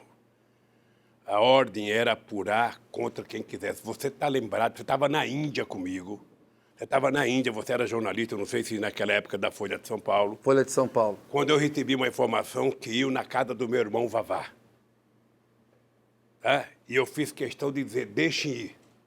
Eu quero que vá. E foram na casa do Vavá porque eu tinha consciência de que meu irmão era um coitado de um trabalhador que jamais teria cometido um delito qualquer. E foram na casa do Vavá. Invadiram a casa do Vavá. Eu depois fiquei pensando em até, sabe, chamar o diretor da Polícia Federal e punir alguns da gente. Eu falei, não, vamos deixar, eu não vou aproveitar do meu cargo, não. O que é importante é a inocência do meu irmão. E você está lembrado que eu era favorável a apurar. Foi no nosso governo que nós fizemos a lei da transparência, para apurar qualquer coisa. Lei da delação premiada. Fizemos tudo. Nós não queremos que esse país continue tendo corrupção. O que aconteceu de grave é que a Lava Jato foi transformada num partido político. Foi transformada num partido político. o comportamento do Moro era de um cara... É só pegar a quantidade de vezes que, nesse processo todo, as pessoas trabalharam apoiando o Aécio contra Dilma, apoiando o Bolsonaro contra Dilma. Então, como eu não quero ficar no diz que disse, eu vou brigar. Eu quero o seguinte, eu só quero que eles mostrem uma prova. A hora que eles mostrarem uma prova, sabe? Uma prova, não precisa ser duas, uma só. Sabe, que eu cometi um crime, eu me calo. Tem uma discussão criminal e tem uma discussão ética. Na entrevista que o senhor deu à Folha de São Paulo e ao El País, na questão do sítio, o senhor diz que não cometeu crime, mas cometeu um erro de ter frequentado o sítio que alguém pediu que a OAS e a Odebrecht reformassem. Aí o senhor falou, poderia até ser uma discussão ética, né, sobre troca de favores. O senhor admite um erro ético e quem pediu para reformar o sítio? Kennedy, eu disse esse negócio da ética porque primeiro a imprensa começou a dizer que eu tinha uma chácara. Eu dizia que não era minha. A imprensa dizia que eu tinha uma chácara. Aí, quando se apresentou o dono da chácara, se apresentou o chefe administrativo, se apresentou o Fernando Bittar, se apresentou o Jacob Bittar, aí começaram a dizer, bom, a chácara não é dele, mas ele utiliza. Então, eu comecei a ser condenado por ele utilizou. Eu disse, e é a mais pura verdade que eu direi na frente da minha bisneta, de que eu tive conhecimento daquela chácara dia 15 de janeiro, quando eu saí do Guarujá. Foi até motivo de uma briga minha com a Marisa, porque ela queria subir, eu não queria subir. Então, eu fiquei sabendo que o Jacob Bittar tinha pedido para o Fernando comprar aquela chácara, que era para ter um lugar para mim descansar quando quisesse ir, colocar algumas tralhas, sabe, que eu quisesse colocar. Não foi um erro, presidente, ter aceito esses favores da OAS e da Odebrecht? Aí é outra história. Mas não é um erro aí ético? É outra, então, pode ter sido um erro. Aí uma outra história que veio a saber depois da reforma. Tá? É um outro erro. Tá? De qualquer forma, como não era minha, e eu podia ter comprado. Sabe, era uma chácara que custou na época R$500 mil, eu poderia ter comprado. Eu poderia ter comprado 2 ou 3 apartamentos daqueles. Você percebe? Então, o que eu quero provar é que, até agora, nenhum inquérito meu, nenhum, e talvez apareça mais, eu duvido, cobro da Polícia Federal, cobro do Ministério Público, cobro, aprovar um indício de alguma coisa. Eu tenho que ter $1 numa conta minha, eu tenho que ter uma conta no banco, eu tenho que ter um cheque, eu tenho que ter alguma coisa. Não dá para ser a delação de um picareta qualquer. Sabe? Porque só delata quem roubou. E só delata porque quer benefício. Mas a questão ética não decepciona o cidadão comum? Então, Por exemplo, no documentário, o Eduardo Lisboa fala, eu votei no Lula em 2002, ele faria um grande governo, mas depois apareceu tudo aquilo e eu me decepcionei. Eu não sei quem é o Eduardo Lisboa. Está no documentário. Mas quero agradecer pelo fato de ele ter votado em mim. Explicar para o povo. Se eu votei em você, e depois aparece a quantidade de denúncia que apareceu contra mim no Jornal Nacional, na Folha de São Paulo, no Estado, no Globo, na Veja, na Isto É, na época, sabe? Obviamente que eu faria, puta, esse cara realmente não merecia o meu voto. Por que você acha que eu brigo? Eu brigo exatamente para recuperar a confiança dessa gente que acreditou nas notícias. Sabe? Eu brigo exatamente por isso. Se o cara quiser falar, Lula, então você não deveria ter ido na chácara, sabe? Poderia ter ido na chácara, mas fui, porque o Jacob Bittar é meu amigo de 45 anos. É fundador do PT, foi secretário-geral do PT, é meu companheiro, é meu irmão, sabe? Então, eu não aceito ser criminalizado por isso. Então, o que eu quero é só isso. O mal que eles fizeram já está feito. Agora, eu quero provar, sabe, que quem deveria estar preso eram eles. Que mentiram a este país e destruíram milhões de empregos nesse país. A serviço de quem? De quem? Isso eu quero saber.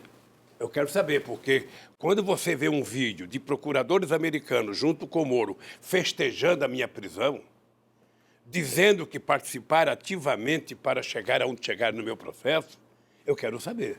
Tem a ver com a questão do pré-sal? Se eu puder recomendar para você, eu não sei o nome, mas tem um livro chamado Petróleo, que se você puder, nas suas horas vagas, ler, você vai saber que desde 1860 ou 1859, que 90% dos conflitos que acontecem no mundo se deve exatamente ao petróleo. E normalmente provocado pelos Estados Unidos. Então, o que está acontecendo, quando nós descobrimos o pré-sal, presta atenção numa coisa. O pré-sal está a 200 milhas das praias brasileiras.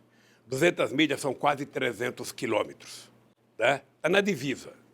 Era 150 o METS que aumentou para 200. Ou seja,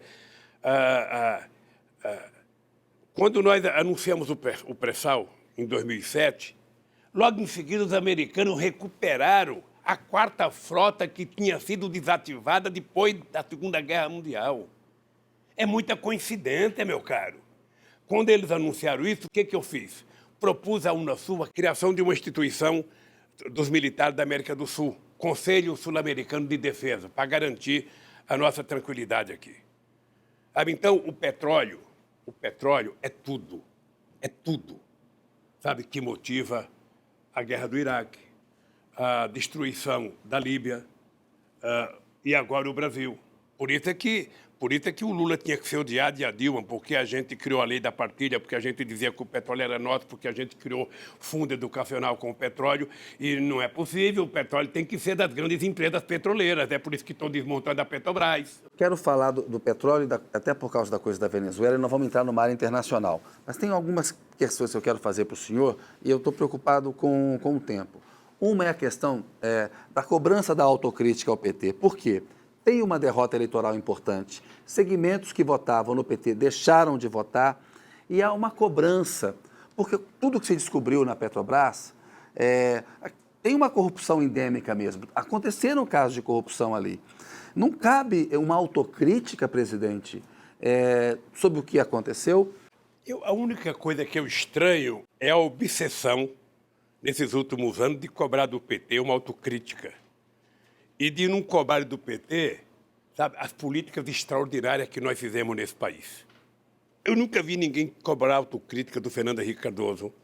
Eu nunca vi ninguém cobrar autocrítica do comportamento de setores da imprensa. Sabe, é o seguinte, o PT faz autocrítica todo santo dia. O PT Qual? faz autocrítica. Qual é uma autocrítica importante na questão da corrupção? Veja, por que o PT faz autocrítica, querido? Porque quem tem que fazer críticas ao PT é a oposição. Eu, às vezes, acho que as pessoas cobram a autocrítica do PT porque não tem crítica. Então, as pessoas querem que o PT diga o cartão seu defeito. O PT tem muitos defeitos. O PT é um partido construído de seres humanos que erram, que acertam. Mas as nossas virtudes são infinitamente maiores. Olha, como é que o Lula pode fazer autocrítica da indicação de diretor da Petrobras para o Conselho indicar? Como é que pode? Como é que o Fernando Henrique Cardoso indica, como é que o Bolsonaro indica, como é que todo mundo indica? As pessoas. Olha, quem é que denunciou que o Paulo Roberto era ladrão uma vez na vida? Nem a Polícia Federal, nem o Ministério Público, nem a imprensa, nem o Sindicato dos Trabalhadores, nem o Conselho da Petrobras. Olha, por que eu vou fazer autocrítica? Olha, se eu voltar, eu vou fazer autocrítica porque indiquei ministro da Suprema Corte? Eu não indiquei para mim, indiquei para a Suprema Corte. Então, veja, eu tenho autocrítica a fazer. Eu acho que eu poderia ter feito mais pelos pobres e não fiz. Eu poderia ter feito mais investimento e não fiz. Mas eu quero que as pessoas reconheçam quem é que investiu mais em ciência e tecnologia, mais em educação primária, mais em educação fundamental, mais em ensino técnico, mais em universidade, mais em ciência e tecnologia. Quem é que investiu mais nos pobres nesse país? Quem é que levantou a moral desse país? Essas coisas que eu quero discutir. Agora eu fico cobrando do PT, dando autocrítica, e eu não vejo cobrar dos outros. Alguém, por exemplo, já cobrou autocrítica da história desse país? Então, é o seguinte, olha, nós temos defeitos. Temos defeito. E se tem um governo que foi atacado, sabe, quantos jornalistas você pensa que tem com a tua seriedade no país? Tem poucos, Kennedy. Pessoas que têm coragem de falar bem quando é obrigado a falar bem, quando tem necessidade, e é capaz de criticar. Sabe, na hora que tem que criticar. Quantos tem, Kennedy? Esse país virou um país... Há vários jornalistas. Tem você, tem Jânio de Freitas. Você conta nos dedos, nessa mão aqui que só tem 4. Sabe? Você vai contando nos dedos os caras que escrevem, sabe, com seriedade. Então, Kennedy, é o seguinte, olha, o PT perdeu as eleições. Eu lamento que não tenha sido o PT que perdeu, tenha sido o povo brasileiro que perdeu. O Collor teve 39% dos votos do total desse país. 57% dos válidos, correto? Então, tem 61% das pessoas que não votaram. As pessoas se dirigiram à urna, sabe, em outubro, com ódio, demolida por um antipetismo, sabe, a ponto de pessoas acreditar que o Lula era comunista, que não sei quem era comunista, ou seja, é uma doença mental grave que foi tomada... Era uma situação difícil. E o senhor respondeu para o documentário que se o senhor tivesse sido candidato, o Bolsonaro não seria presidente hoje. Por quê? Eu teria ganho no primeiro turno. Você sabe por quê? Porque eu tenho uma relação com a sociedade que é muito mais uma relação da sociedade comigo do que do Lula para ela. Ou seja, eu sei o que eu fiz nesse país. Eu sei o que aconteceu nesse país. Se tem uma pessoa que tem os números na cabeça, eu tenho. Eu lembro que quando eu ia fazer um debate, eu ficava citando até a quantidade de poste que se ia colocado no Luz para Toda, a quantidade de fios, a quantidade de verdes que dava para enrolar a lua. Sabe? Eu tinha noção das coisas que eu tinha feito, eu tinha noção da alegria de um cara entrar numa universidade pelo ProUni. Eu tinha noção disso. Sabe? Então, eu tinha certeza que eu ganharia as eleições. Tinha certeza. Agora, eu não vou ficar chorando leite derramado, correto? Eu agora quero trabalhar para recuperar o prestígio do PT, para recuperar o prestígio da esquerda, para limpar o meu nome e para mostrar, na verdade, quem é, sabe, que cometeu crime nesse país. Vou correr agora um pouquinho na entrevista com o senhor aqui, queria a sua ajuda. Qual foi o peso do episódio da facada para a vitória do Bolsonaro? Olha, eu estranhei aquela facada, estranhei como é que se deu a apuração daquilo, estranhei como é que o segurança protegeram o cara da faca, estranhei a contratação de um advogado, estranhei o isolamento do cara, uma série de coisas que muita gente tem dúvida na sociedade. E a facada, se foi uma coisa perigosa para o Collor, para o Bolsonaro, a verdade é que a facada o protegeu de mostrar quem ele é, na verdade, se ele tivesse participado dos debates. E quem ele é, na verdade? Aí a canalice nesse país. Quando eu fui candidato, que eu não participei de um debate, colocaram uma cadeira vazia. Fernando Henrique Cardoso não fez nenhum debate, em 94 e 98, nunca colocaram uma cadeira vazia. O Bolsonaro não foi no debate, foi da entrevista na Record. E não colocaram uma cadeira vazia e nem levaram o Haddad para dar entrevista. Numa demonstração inequívoca, sabe, do comportamento falacioso da imprensa nessa eleição de 2018. Então, meu caro, eu ganharia as eleições com isso mesmo. Porque em 80... Porque em 2018. Só lembrar em você uma coisa. Só lembrar em você uma coisa. Em 2010, eu fui apoiador da Dilma. Foi a única eleição que não teve um panfleto contra o Lula. Eu era unanimidade no meio político. Até o governador Serra, que era o adversário da Dilma, começou a campanha dele fazendo uma propaganda que era amigo do Lula. Eu sou amigo do Lula.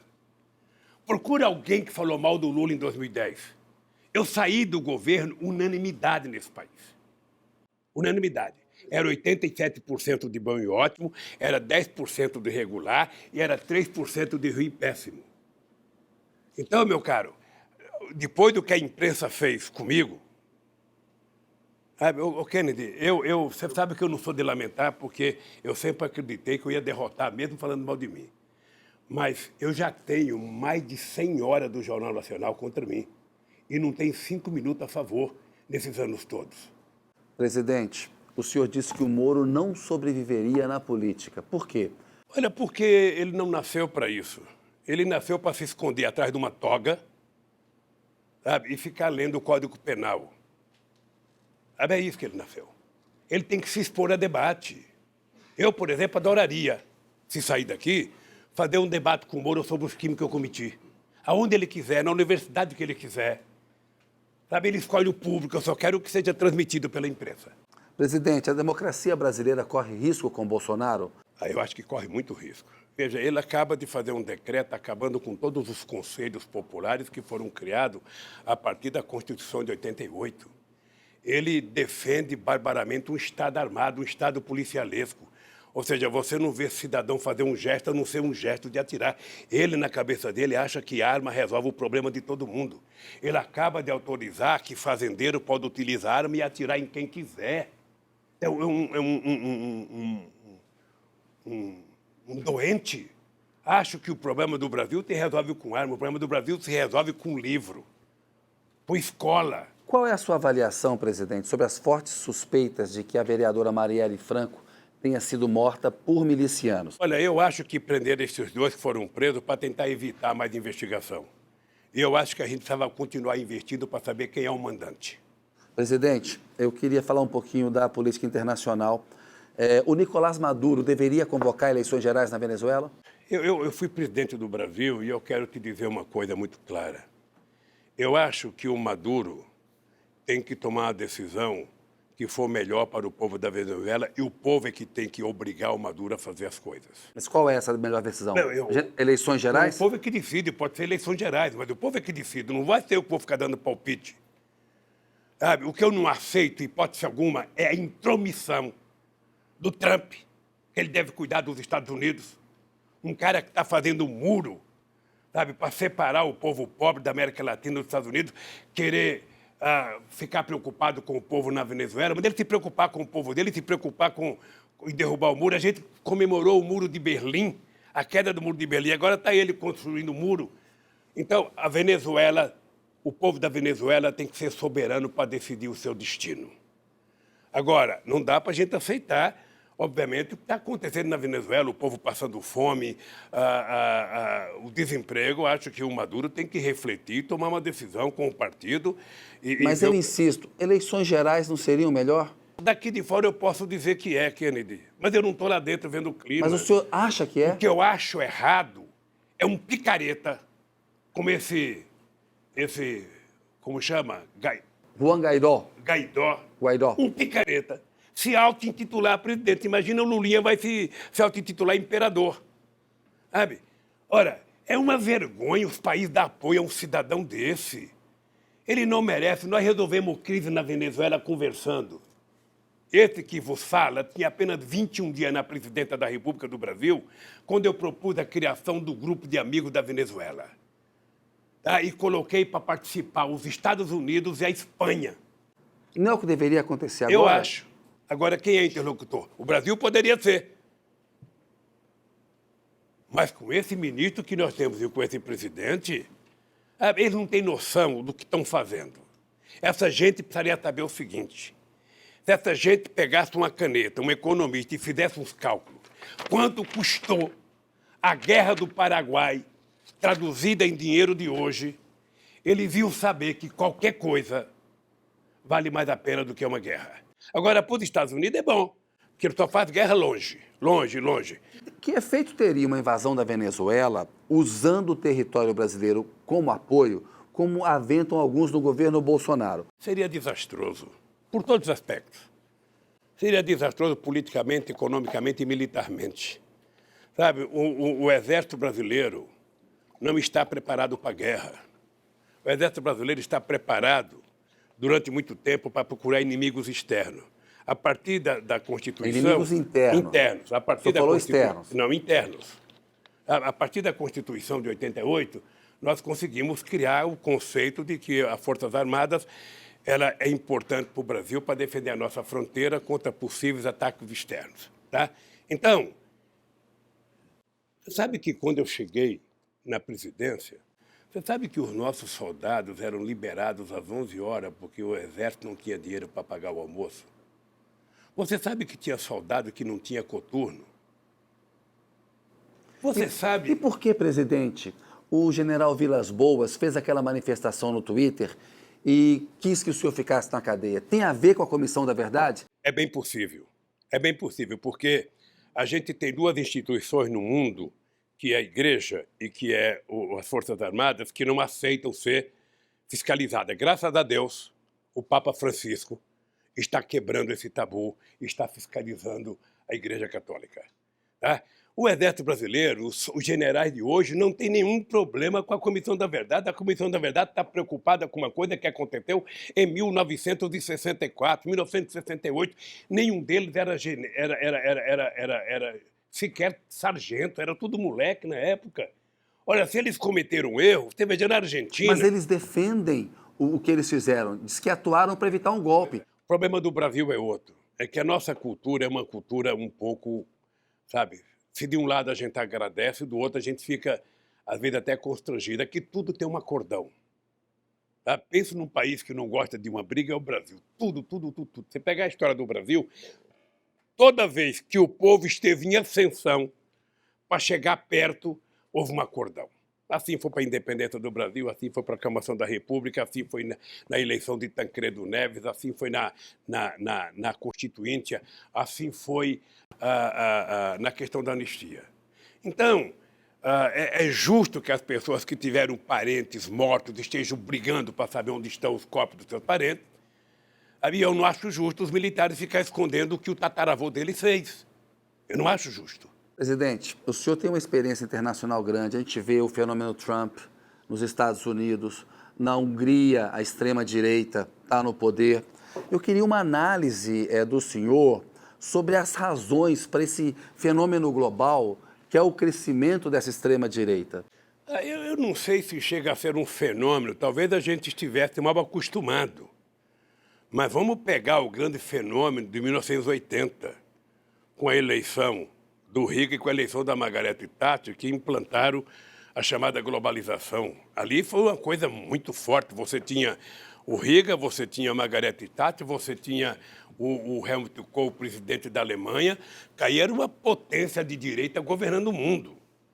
Olha o que está acontecendo agora. Houve uma evolução dos chamados setores mais progressistas da sociedade em toda a Europa e na América do Sul. Passou-se 10, 15 anos, a direita está voltando. Por quê? Porque certamente nós erramos e porque certamente na Europa, sobretudo, o discurso contra estrangeiros é muito forte, sabe? Sobretudo em momento de crise. Eu notei uma coisa quando começou a crise de 2008, na primeira reunião que nós fizemos, melhor, a segunda reunião que fizemos em Londres, em que a gente decidia que possivelmente a gente deveria lutar muito fortemente contra o protecionismo e que a gente deveria aproveitar a crise e fazer investimento nos países pobres para que eles pudessem financiar de forma mais barata máquinas para se transformar em países industrializados. Não aconteceu nada disso. O que aconteceu é que houve o protecionismo.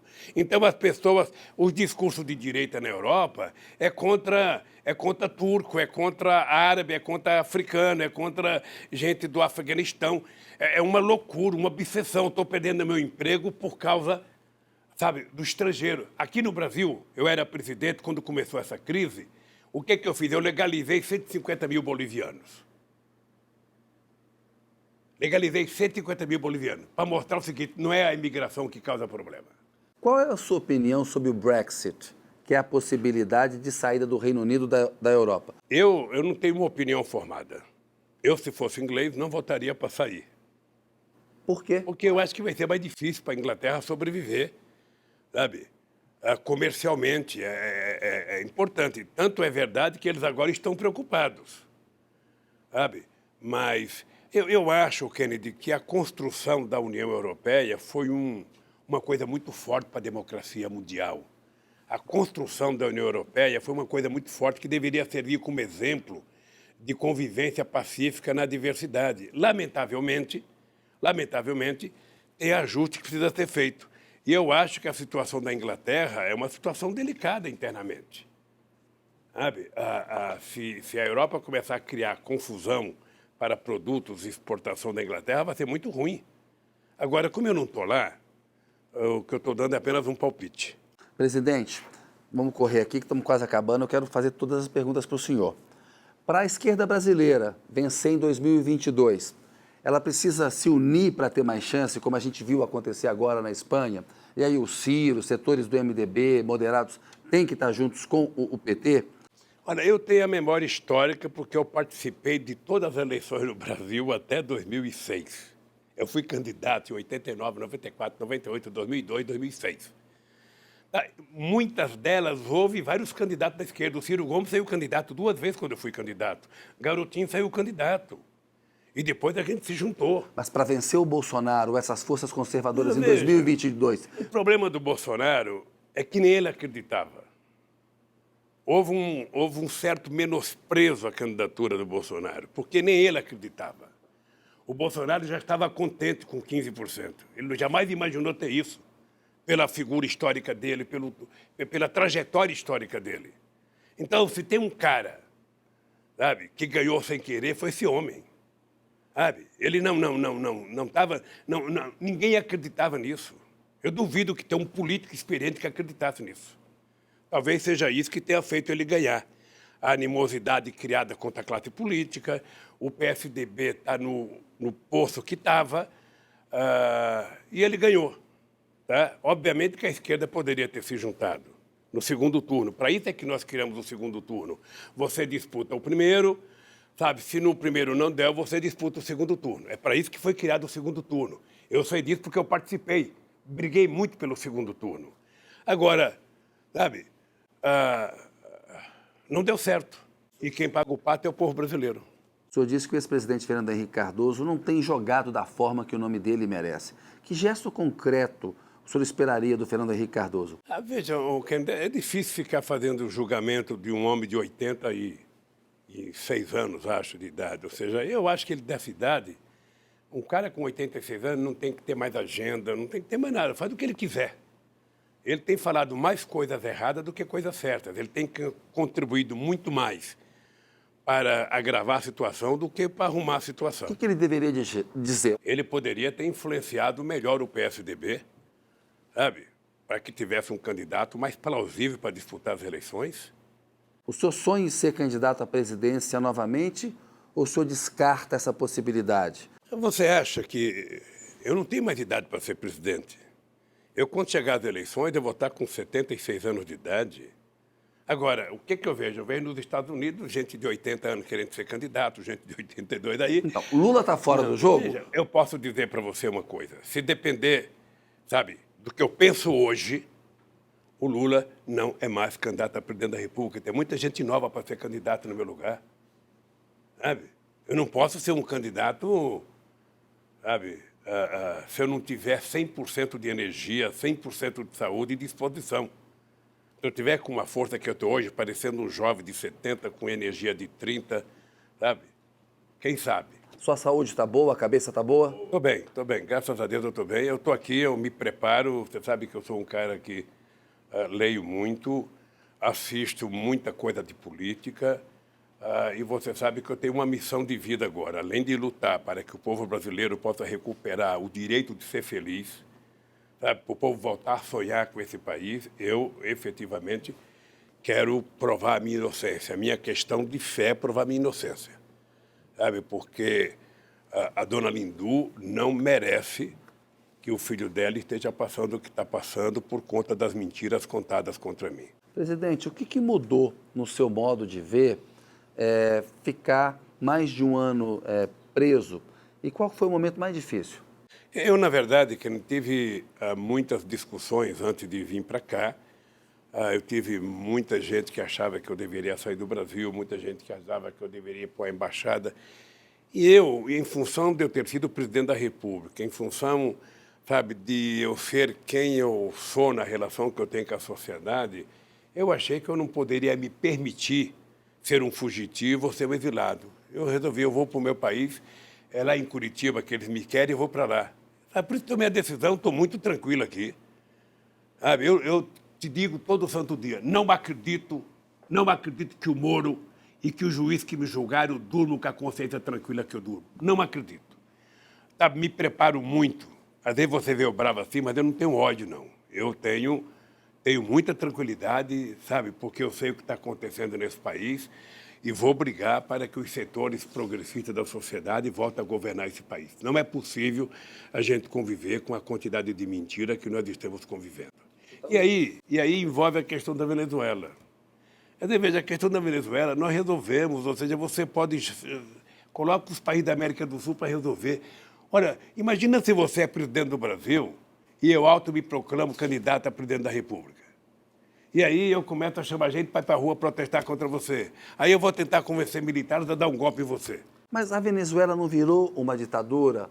O Maduro mudou a Suprema Corte, reprime a Como é que população. foi as eleições do ano passado? Há acusações de fraude. Ele ganhou e teve, como é que fala, olheiro estrangeiro. Na época não houve nenhuma denúncia de corrupção. Esse ano é que começou a denúncia de corrupção. Quem é que governa o Congresso? É a O oposição. senhor acha que o Maduro consegue ficar no poder até 2024? Eu não acho que ele deva ficar. Sabe, eu acho que o PT precisa compreender isso. Quer dizer, o Maduro precisa governar a Venezuela atendendo os interesses do povo da Venezuela. Sabe, você não pode conviver com uma inflação de 1 milhão por cento, você não pode conviver com a inflação, com um país sem abastecimento. Isso eu discutia no tempo que o Chaves era vivo. Sabe? Agora, não dá para a gente adotar como política de que se tal país não está bem, eu vou lá e invado. Se tal país não está bem, eu vou lá e invado. Se tal país não está bem, olha, que história que é essa?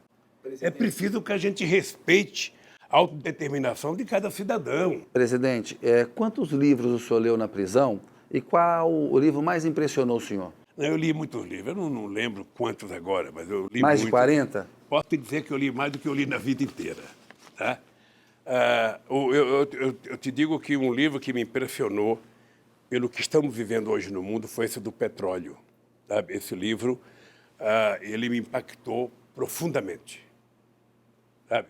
Presidente, netos do senhor sofrem bullying na escola, filhos do senhor e o senhor são atacados nas redes sociais.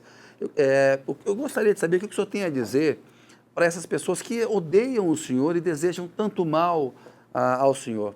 Olha, a única coisa que eu faço é pedir paciência para os meus filhos, para que eles não deixem toda essa canalice prejudicar a cabeça deles. Eu sei que é muito difícil porque todo mundo reage, às vezes, com muito ódio, com muita raiva. Eu peço para eles não.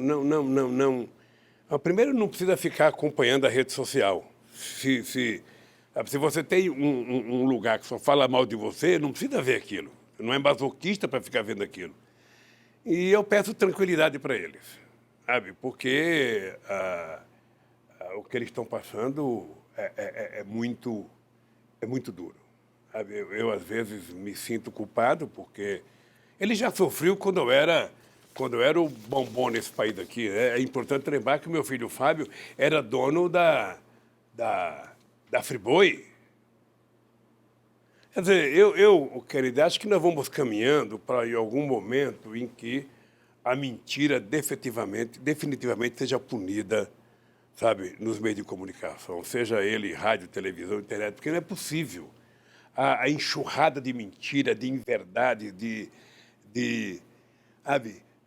Quando a Marisa, sabe, teve o derrame, que ela foi para o hospital, a quantidade de idiotice que foi falado, quer dizer, as pessoas perderam, sabe, aquilo que a humanidade não pode perder, que é o humanismo. Sabe, eu sou solidário, eu posso ter divergência com o Kennedy, eu posso ter divergência, mas ele é um ser humano, na dor eu tenho que compreender. Aí isso acabou, Kennedy, isso acabou. Como é que o Brasil vai sair disso? O Brasil vai sair disso, Kennedy, quando ele tiver um governo que governe para todos, que converse com todos e que, sabe, tenha palavras de bom senso para o país. Eu tenho em mente aquilo que eu fazia no Brasil como presidente da República. Eu duvido que você encontre um empresário, que você encontre um trabalhador, que você encontre um usineiro, alguém que foi ofendido por mim. Duvido. Se tem uma coisa que eu aprendi com a baixa formação intelectual que eu tenho, é respeito. Respeito é uma coisa que a gente adquire em casa, com o pai e com a mãe. Eu fui assim quando era presidente do sindicato, eu fui assim quando era presidente do PT, eu fui assim quando era presidente e sou assim agora. Eu gosto das pessoas porque eu gosto de tratar bem. Eu gosto de me sentir bem com as pessoas. E o Brasil não está vivendo esse momento. O ódio está estampado nas famílias. As pessoas brigam por qualquer coisa. Então, nós vamos encontrar uma saída. O presidente, em 2009, o Barack Obama disse que o senhor era o político mais popular da face da Terra. Então, o senhor viveu o auge político, né? O Brasil tinha projeção geopolítica internacional. Aí depois tem todo esse processo de queda. E o senhor está dando hoje uma entrevista, né? Preso, né? Como é que o senhor trabalha isso na sua cabeça? Olha, primeiro, eu jamais imaginei estar aqui onde estou. Eu jamais imaginei, pela minha conduta política, ter um processo contra mim. Jamais imaginei. O que aconteceu comigo foi uma coisa que eu acredito que era inesperado. Depois do impeachment, eu comecei a meditar de que o impeachment ia tirar Dilma, mas não poderia permitir que eu voltasse. Sabe? Porque se estava por detrás disso a questão da soberania nacional, veja, porque eu não sou um cara que fico imaginando conspiração o dia inteiro, mas veja, historicamente os Estados Unidos nunca aceitou que o Brasil fosse protagonista internacional. Se você pegar as Forças Armadas da Argentina até a Venezuela, você vai perceber que todos os cursos nas Forças Armadas desses países é que o Brasil é o inimigo, o Brasil é o perigo, é preciso evitar o Brasil. Isso sempre foi assim. Dado por quem? Orientação dada por quem? Pelos americanos. O Chaves era professor na Escola Superior de Guerra da Venezuela, e a orientação dele era que o Brasil era o inimigo, cuidado com o Brasil, cuidado com o Brasil. Ora, quando nós chegamos à presidência, eu queria mudar isso. Eu queria que o Brasil fosse visto como um parceiro necessário para ajudar no desenvolvimento desses países. Eu achava que o Brasil tinha que ajudar o desenvolvimento da África pela dívida histórica que o Brasil tem com os africanos. Sabe? Eu achava que era preciso. Por isso fiz tanta viagem, levei tantos empresários.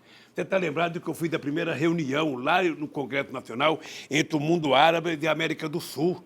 E inventaram que era uma coisa contra Israel. Eu não tenho nada contra Israel. Quero que o povo de Israel viva a sua vida e quero que eles deixem os palestinos viver a vida deles. Então, Kennedy, eu acho que isso incomodou muito, sobretudo esse governo americano que está aí. Incomodou porque o Brasil vira protagonista, o Brasil se mete em tudo, o Brasil quer resolver problema de paz da Bolívia. Eles nunca gostaram do Brasil porque quando a Bolívia e o Brasil fizeram o começo da guerra pelo território do Acre, os americanos estavam no Rio Acre com um navio defendendo a Bolívia, não era defendendo o Brasil. Sabe? Então é aquele negócio de Maquiavel, dividir para reinar. Sabe? Colocar todos contra o Brasil. E aí quando pega um presidente medíocre como o nosso, sabe, que deveria pegar um telefone, deveria fazer uma viagem à Venezuela, ter conversado, tentado ajudar a encontrar uma solução. Sabe? Não, fica instigando, sabe? O senhor disse que o vice-presidente Mourão é o maior inimigo do Bolsonaro e o Bolsonaro tem uma relação ruim com o Congresso. O Bolsonaro corre risco de sofrer um impeachment? Olha, eu não sou obrigado a ter opinião sobre tudo, né? Porque, sabe, quem tem opinião sobre tudo e dá opinião, às vezes comete um erro imenso. Eu acho que o povo brasileiro elegeu o Bolsonaro, não importa o jeito que faz eleições. Tá? Eu só espero que o povo fique atento para exigir dele a governança em benefício do Brasil. Quando eu me preocupo, por exemplo, com a soberania nacional, Kennedy, eu me preocupo não é apenas com as fronteiras do Brasil, sabe? A fronteira seca e a fronteira marítima. Eu me preocupo é com o que tem de riqueza nesse país, desde o ecossistema, a biodiversidade, as riquezas minerais, a qualidade de vida do povo, a educação do povo. É isso que a gente tem que se preocupar. Isso faz parte do patrimônio soberano de uma nação. Então, se o Brasil quiser ser respeitado, o Brasil precisa cuidar de si. Não é com discurso, é com prática. Então, o seu Bolsonaro, ao invés de ficar, sabe, falando bobagem, ele deveria falar o seguinte: eu vou terminar esse mandato aqui sendo melhor do que o Lula, eu vou fazer mais universidade, eu vou investir mais em ciência e tecnologia, eu vou colocar mais criança na escola, eu vou fazer mais casa. Era isso que deveria disputar. Mas ele está cortando dinheiro das universidades. Está cortando da universidade, está cortando de ciência e tecnologia. E agora vai cortar, não, agora vamos estuprar o povo brasileiro tirando 1 trilhão. Mas não é importante fazer a reforma da Previdência? O senhor fez. Depende que reforma. Você tem que ter uma discussão séria com a sociedade brasileira. Tá? Então vamos dizer o seguinte: quanto é que custa as Forças Armadas para a aposentadoria nesse país? Quanto é que custa o setor público federal? E aí você começa a mexer, porque o que não pode é pegar os velhinhos que trabalham e que pagaram para pagar o preço. Mas não é importante ter uma idade Não, mínima? é importante fazer uma discussão, é importante ter idade, tudo é importante. Tudo é A importante. idade mínima é importante. Tudo é importante se você fizer uma discussão séria com a sociedade. Quem é a sociedade? Os trabalhadores que pagam. Você quer mudar o sistema do setor público? Reúne o pessoal para discutir. Obviamente que vários setores não pagam aquilo que recebem. Então, é preciso discutir. Você está lembrado que eu fiz a primeira reforma no setor público. Pois é, mas agora o Brasil tem um problema fiscal, presidente. Que não Tem que é por fazer a conta reforma disso. da Previdência. Eu vou lhe falar, é por conta do desemprego. Em 2014, a Previdência era superavitária. O que quer dizer? É só você pegar os dados. Sabe, Alguns economistas discordam. Não é uma questão de economista, é uma questão de numerologia, é só pegar os números. A Previdência brasileira era superavitária em 2014. Era superavitária. Tá? Na medida que começa a decair o crescimento econômico, cai o consumo, que é tudo, obviamente, que vai ficando aumentando a dívida. Eu acho que a cada geração tem que se preparar a Previdência para a próxima geração. Mas que reforma da Previdência deveria ser feita? Eu não vou dizer que reforma tem que ser feita. Eu vou dizer o seguinte, o governo quer fazer uma reforma, ele chama as centrais sindicais, que são legítimos representantes dos trabalhadores, chama os aposentados, chama os empresários e senta numa mesa. Aí vamos colocar a realidade para discutir.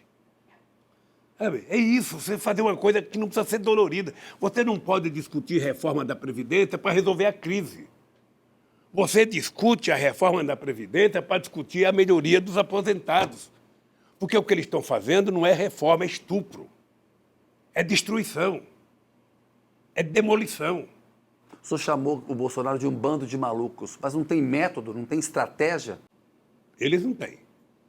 Ele corre atrás do filho para apagar um incêndio todo dia, sabe? Eu, sinceramente, não sei como é que funciona a família. Como eu não conheço, eu não vou ficar dando palpite, mas o que se apresenta publicamente é um negócio incontrolável. Obviamente que, pelo bem do Brasil, eu espero que ela aprenda. Você não governa um país desse com frase de efeito. Não fica... mesmo porque eu e o Mourão dormimos juntos, estamos que nem um casal. Eu e o Maia dormimos juntos. Tá louco? Não dá para arrumar outra metáfora? Dormimos juntos, estamos de bem já, estamos felizes agora. Sabe? Tem que falar para o povo alguma coisa que o povo possa ter esperança. O povo brasileiro está precisando de esperança. Está precisando de alguém que diga, gente, como é que nós vamos resolver o problema do crescimento econômico? Como é que nós vamos resolver o problema do emprego? Como é que nós vamos resolver o problema do crescimento econômico? É isso, Ken, é isso. Eu tenho uma solução simples, ou seja, não haverá crescimento nesse país se você não incluir o povo pobre no orçamento da União. Ou ele volta a ser agente e sujeito da história, ou nós não temos jeito. Sabe? As pessoas que estavam incomodadas porque os aeroportos estavam virando uma rodoviária, agora devem estar com saudade, porque os aeroportos estão vazios. Sabe? Então, e depois é o seguinte, o Bolsonaro ganhou as eleições, acabou as eleições, ele precisa parar, sabe, de governar por seus milicianos, precisa governar para o povo brasileiro. Governar para os seus milicianos? Porque tudo que faz aparece miliciano para cá, miliciano para lá, miliciano não sei aonde, miliciano não sei aonde, miliciano arruma emprego. Eu vejo nos jornais. Presidente, o que o senhor tem a dizer aos seus apoiadores que fazem uma vigília aqui em frente por 391 dias? Olha, eu não tenho palavras para agradecer essa gente. Não tenho palavra porque eu jamais imaginei que isso fosse acontecer. Eu, quando sair daqui, se abraçar eles o resto da minha vida, eu não pagarei o carinho, sabe? O que é levantar de manhã com bom dia, presidente Lula, ou boa tarde, presidente Lula, e dormir com boa noite, presidente Lula. Eu sou gratificado muito, muito, muito a eles. E peço a Deus que, sabe, eu saia logo para eles poderem ficar tranquilos para cada deles dormir. No mais, Kennedy, eu estou vendo a pressa da entrevista, eu só queria te dizer o seguinte, olha, Queria fazer outras mais com o senhor, fazer um documentário. Eu sou um homem que estou muito tranquilo com a minha consciência. Você me conhece há muitos anos. Sabe? Você sabe do respeito que eu tenho por você como jornalista. Eu sou um homem muito tranquilo. Eu tenho muita consciência do que está acontecendo no Brasil. Eu tenho consciência do que eu fiz nesse país. Sabe? E é muito difícil a elite brasileira aceitar que tenha sido eu a ter feito o que fiz nesse país. Sabe? O país nunca viveu um momento tão extraordinário como viveu no meu governo, inclusive de autoestima. E ser acusado da forma que eu fui, sabe? Eu tinha duas opções, ou me calar, às vezes eu fico pensando em fazer uma delação contra o Moro, o Delaiol e o juiz que me julgaram. Mas não aceitam. Então não tem para quem fazer, a não ser para você um dia fazer uma delação. Sabe? Então eu só tenho eu mesmo, esse povo maravilhoso que está aí fora, para provar a minha inocência. Quando eu provar a minha inocência, eu posso morrer tranquilo. Espero que os meus advogados, sabe, cuide dessa questão da tal da detração, sem abrir mão da minha defesa, porque se eu tiver que abrir mão, eu morrerei aqui dentro. Presidente, muito obrigado aí pela sua entrevista. Obrigado a você, Kennedy. Desculpa por não responder tudo que você queria saber. Quando quiser, fazemos outras. Obrigado.